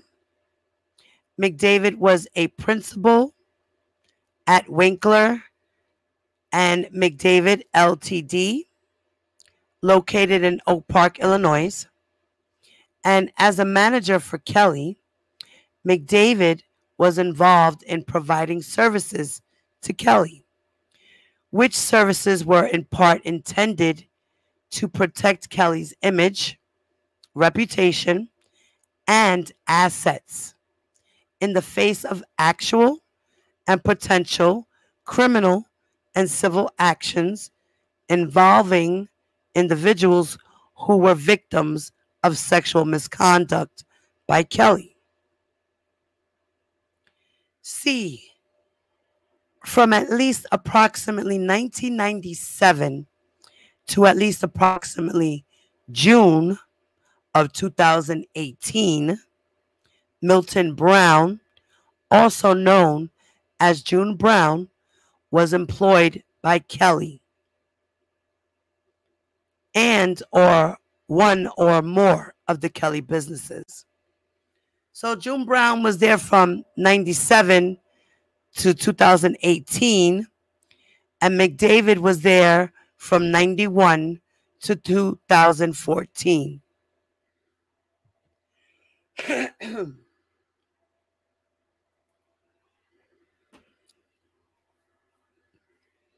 So from at least approximately 97 to 2018, June Brown was employed by R. Kelly. And it says that D. Minor 1 met Kelly in or around 1996 or 97 when Minor 1 was approximately 12 or 13 years old. Minor 2 met Kelly in or around 1997 when Minor 2 was approximately 17 years old. So we know that Minor 1 is Rashana Landfair. Minor 2 is Lisa Van Allen. Minor 3 met Kelly in or around 1996 when Minor 3 was approximately 15 years old.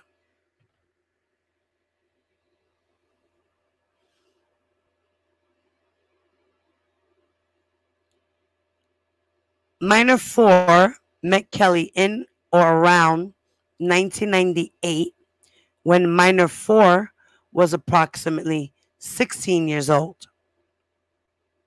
Minor 5 met Kelly in or around 1997 or 98 when Minor 5 was approximately 13 or 14 years old.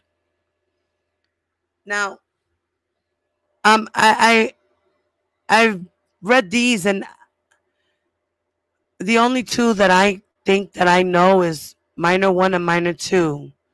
I don't know who Minor 3 or Minor 4 or Minor 5 are. I don't know who these girls are. Then it says Kelly was born in 1967.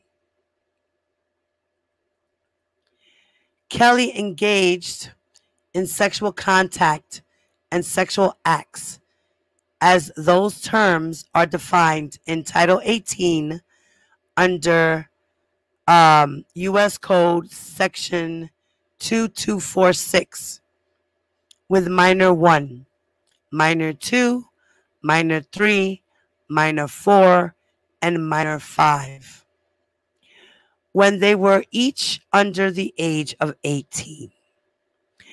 Between in or around 1998 and in or around 2002, Kelly recorded himself on video engaging in sexual contact and sexual acts with minors, including Minor 1, 2, 4, and 5.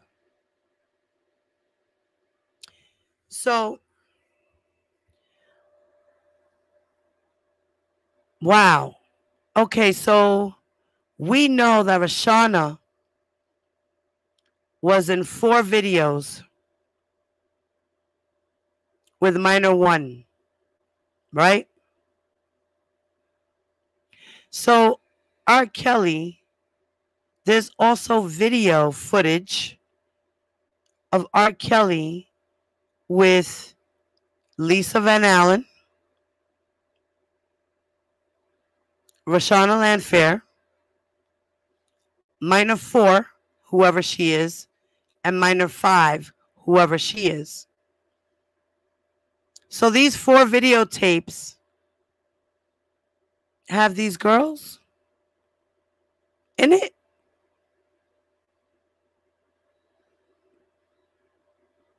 Wow. Or they're saying, okay, let me see. On video, yeah, engaging in sexual contact and sexual acts with minors, including minor 1, minor 2, minor 4, and minor 5. But videos, it says videos 1, video 2, video 3, video 4 depict Kelly engaged in sexual contact and sexual acts with minor 1, where minor 1 was under the age of 18. And then it says in approximately April of 2000, the Illinois Department of Children and Family Services began to investigate whether Kelly was sexually abusing minor 1. So CPS, or DCF is probably what they call them. DCF was doing an investigation on R. Kelly in April of 2000. This was before the tapes even hit the streets.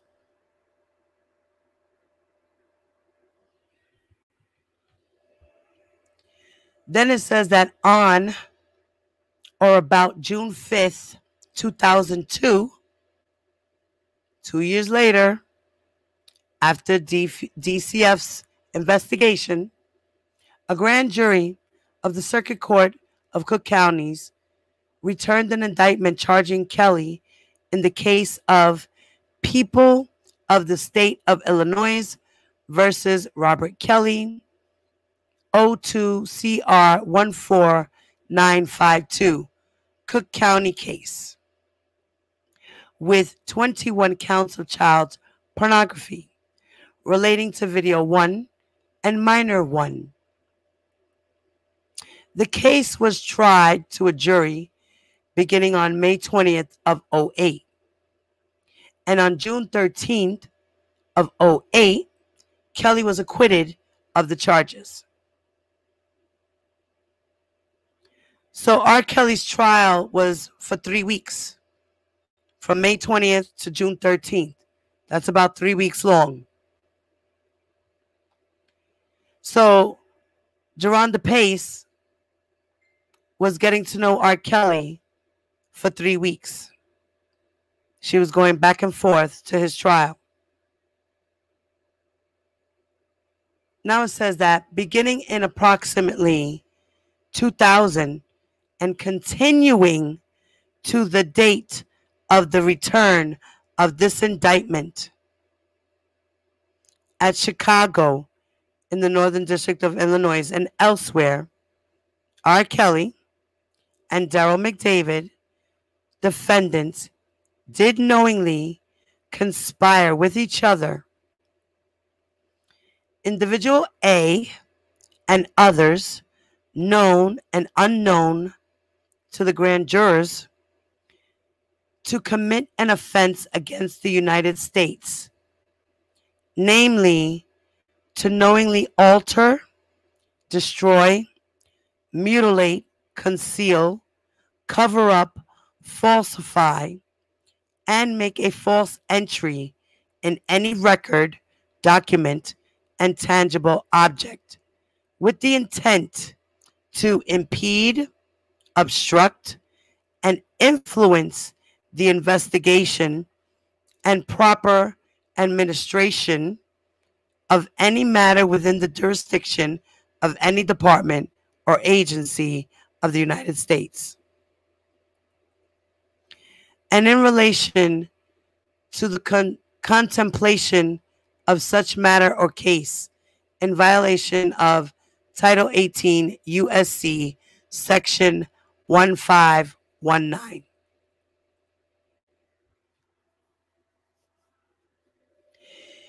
It was part of the conspiracy that Kelly, McDavid, and others knew of Kelly's sexual contact and sexual acts with minors, and knew that Kelly recorded himself engaged in sexual contact and sexual acts with minors on videotape.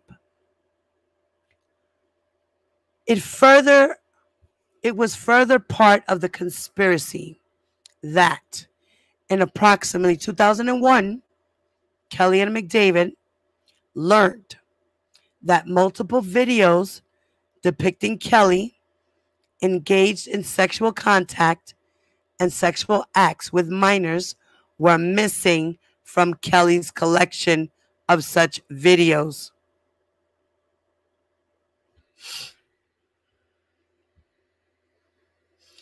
Now, it was further part of the conspiracy that in order to conceal and cover up the existence of videos from investigators, Kelly and McDavid and others agreed to collect the missing videos that depicted Kelly engaged in sexual contact and sexual acts with minors. It was further part of the conspiracy that Kelly, McDavid, and others agreed to pay money and caused money to be paid on Kelly's behalf to victims, witnesses, and others to ensure that they would not cooperate with law enforcement and would conceal and cover up evidence, including videos relating to Kelly's sexual contact and sexual acts with minors, such as the following.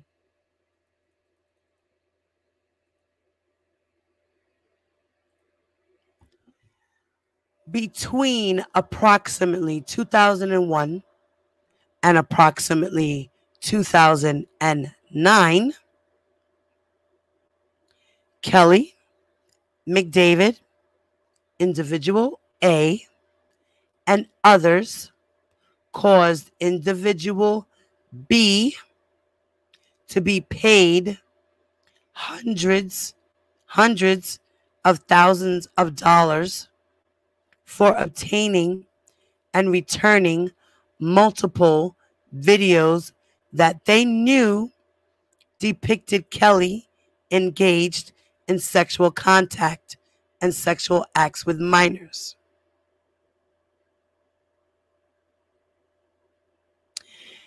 Now, I'm wondering if individual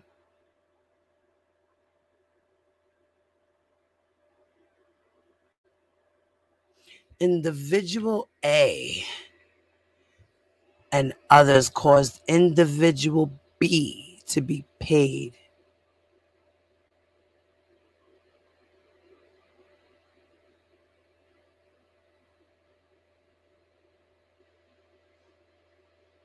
Okay, I'm thinking individual A could be Jack Palladino,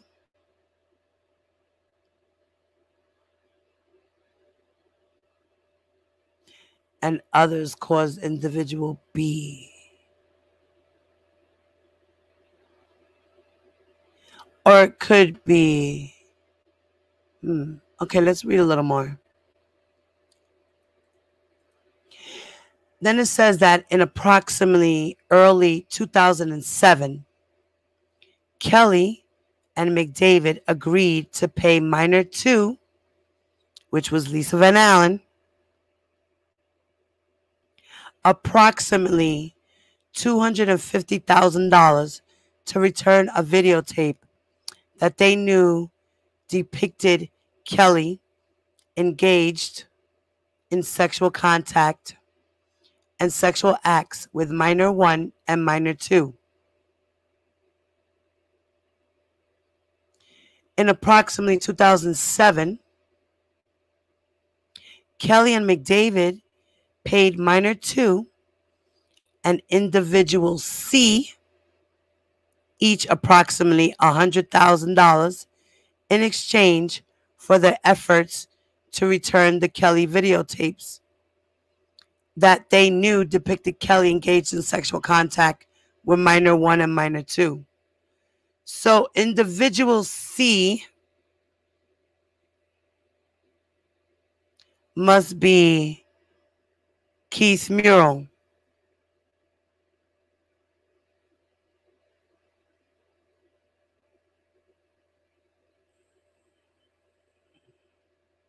As a condition of being paid money for returning videotapes that depicted Kelly engaged in sexual contact and sexual acts with minors, Kelly and McDavid directed minor 2, individual B, and individual C to take polygraphs and examinations regarding whether they had returned all copies of such tapes.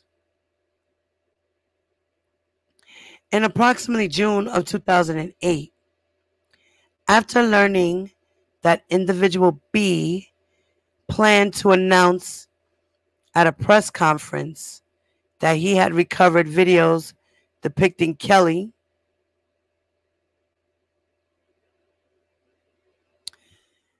individual B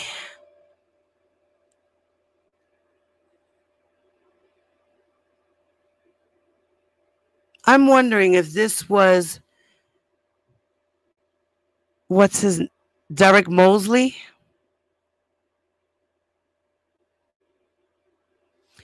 I'm wondering if individual B is Derek Mosley. Because Derek Mosley is the one who did that whole scheme to make a press conference to talk about the tape that he had with R. Kelly having sex with 2 minors. And one of the minors, allegedly, was, what's her name? Richards. DeLeon Richards. Right? So,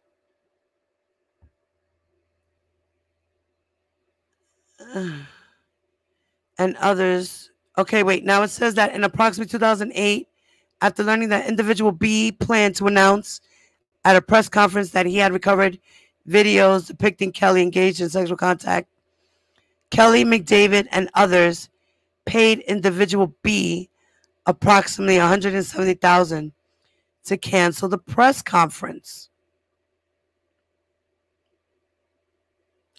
It was further part of the conspiracy that Kelly and McDavid and others agreed to intimidate, threaten, pressure, persuade, and attempt to persuade other individuals, including but not limited to minor 1, minor 1's parents, minor 2, and minor 5, to falsify and make a false entry in a record, document, and tangible object related to Kelly's sexual contact. Who is minor 5?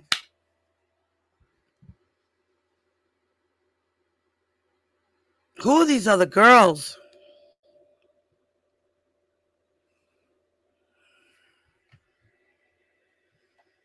Wow.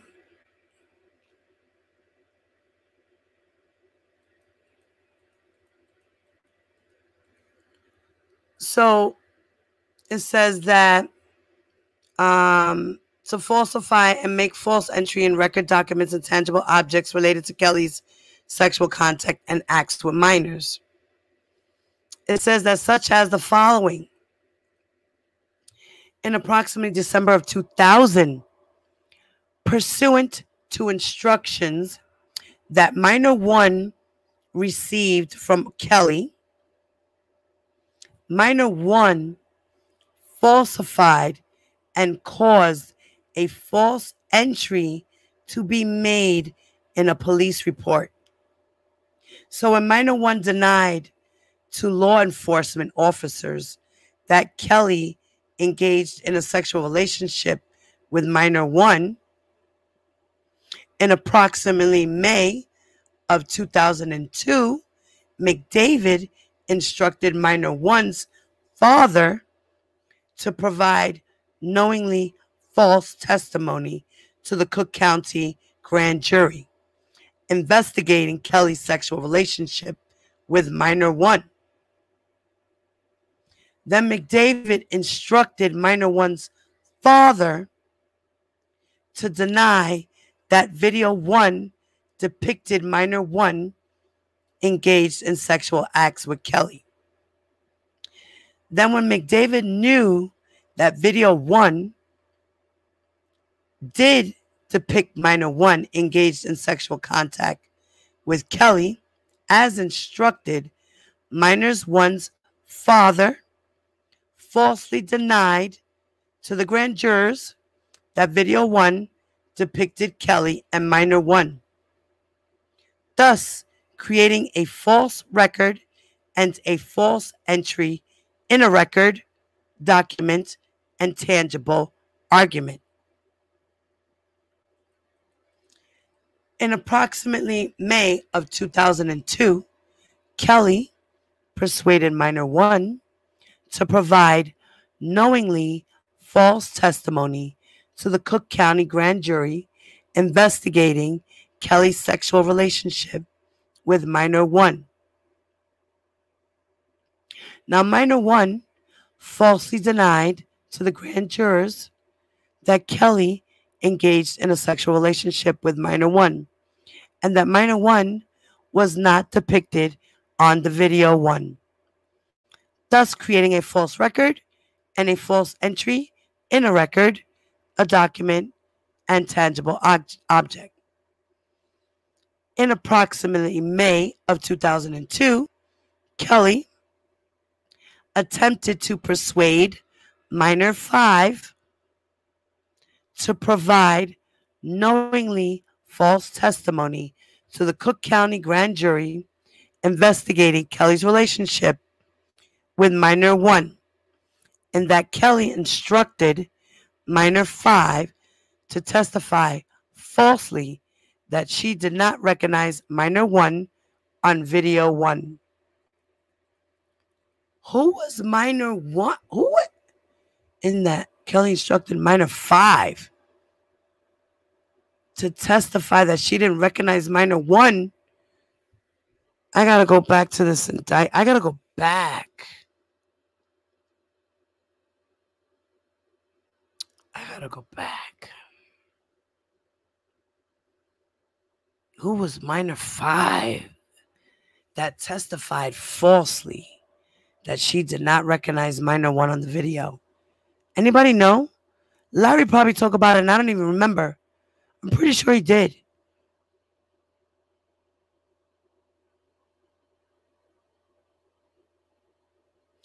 Yes, that was the PI that was sent to collect the tapes, Robin.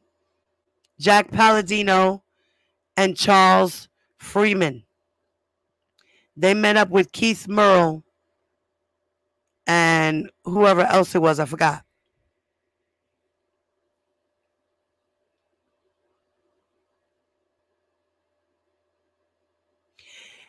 Yeah, okay, so he didn't know the victims, right? See, that's what I'm saying, but if you go back, you could figure out who minor 5 is because she was involved here. And she made a testimony in his 2008 trial stating that it wasn't Rashana on the tapes, that she didn't recognize her, that was not her. Who was the other minor besides Lisa Van Allen? This is deep. We don't know who these girls are. R. Kelly in trouble. Phew. And it says that it was further part of the conspiracy that Kelly McDavid, and others agreed to intimidate, threaten, pressure, persuade, and provide benefits and money to victims, family members, witnesses, and others to ensure that they would destroy, conceal, cover up, falsify, and make a false entry in a record, document, and tangible object, and continue to abide by previous false statements and entries in such items relating to Kelly's sexual contact and sexual acts with minors, such as the following.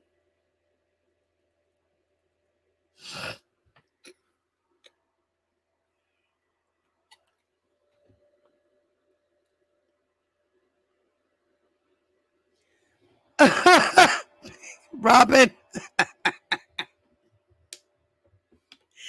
Robin.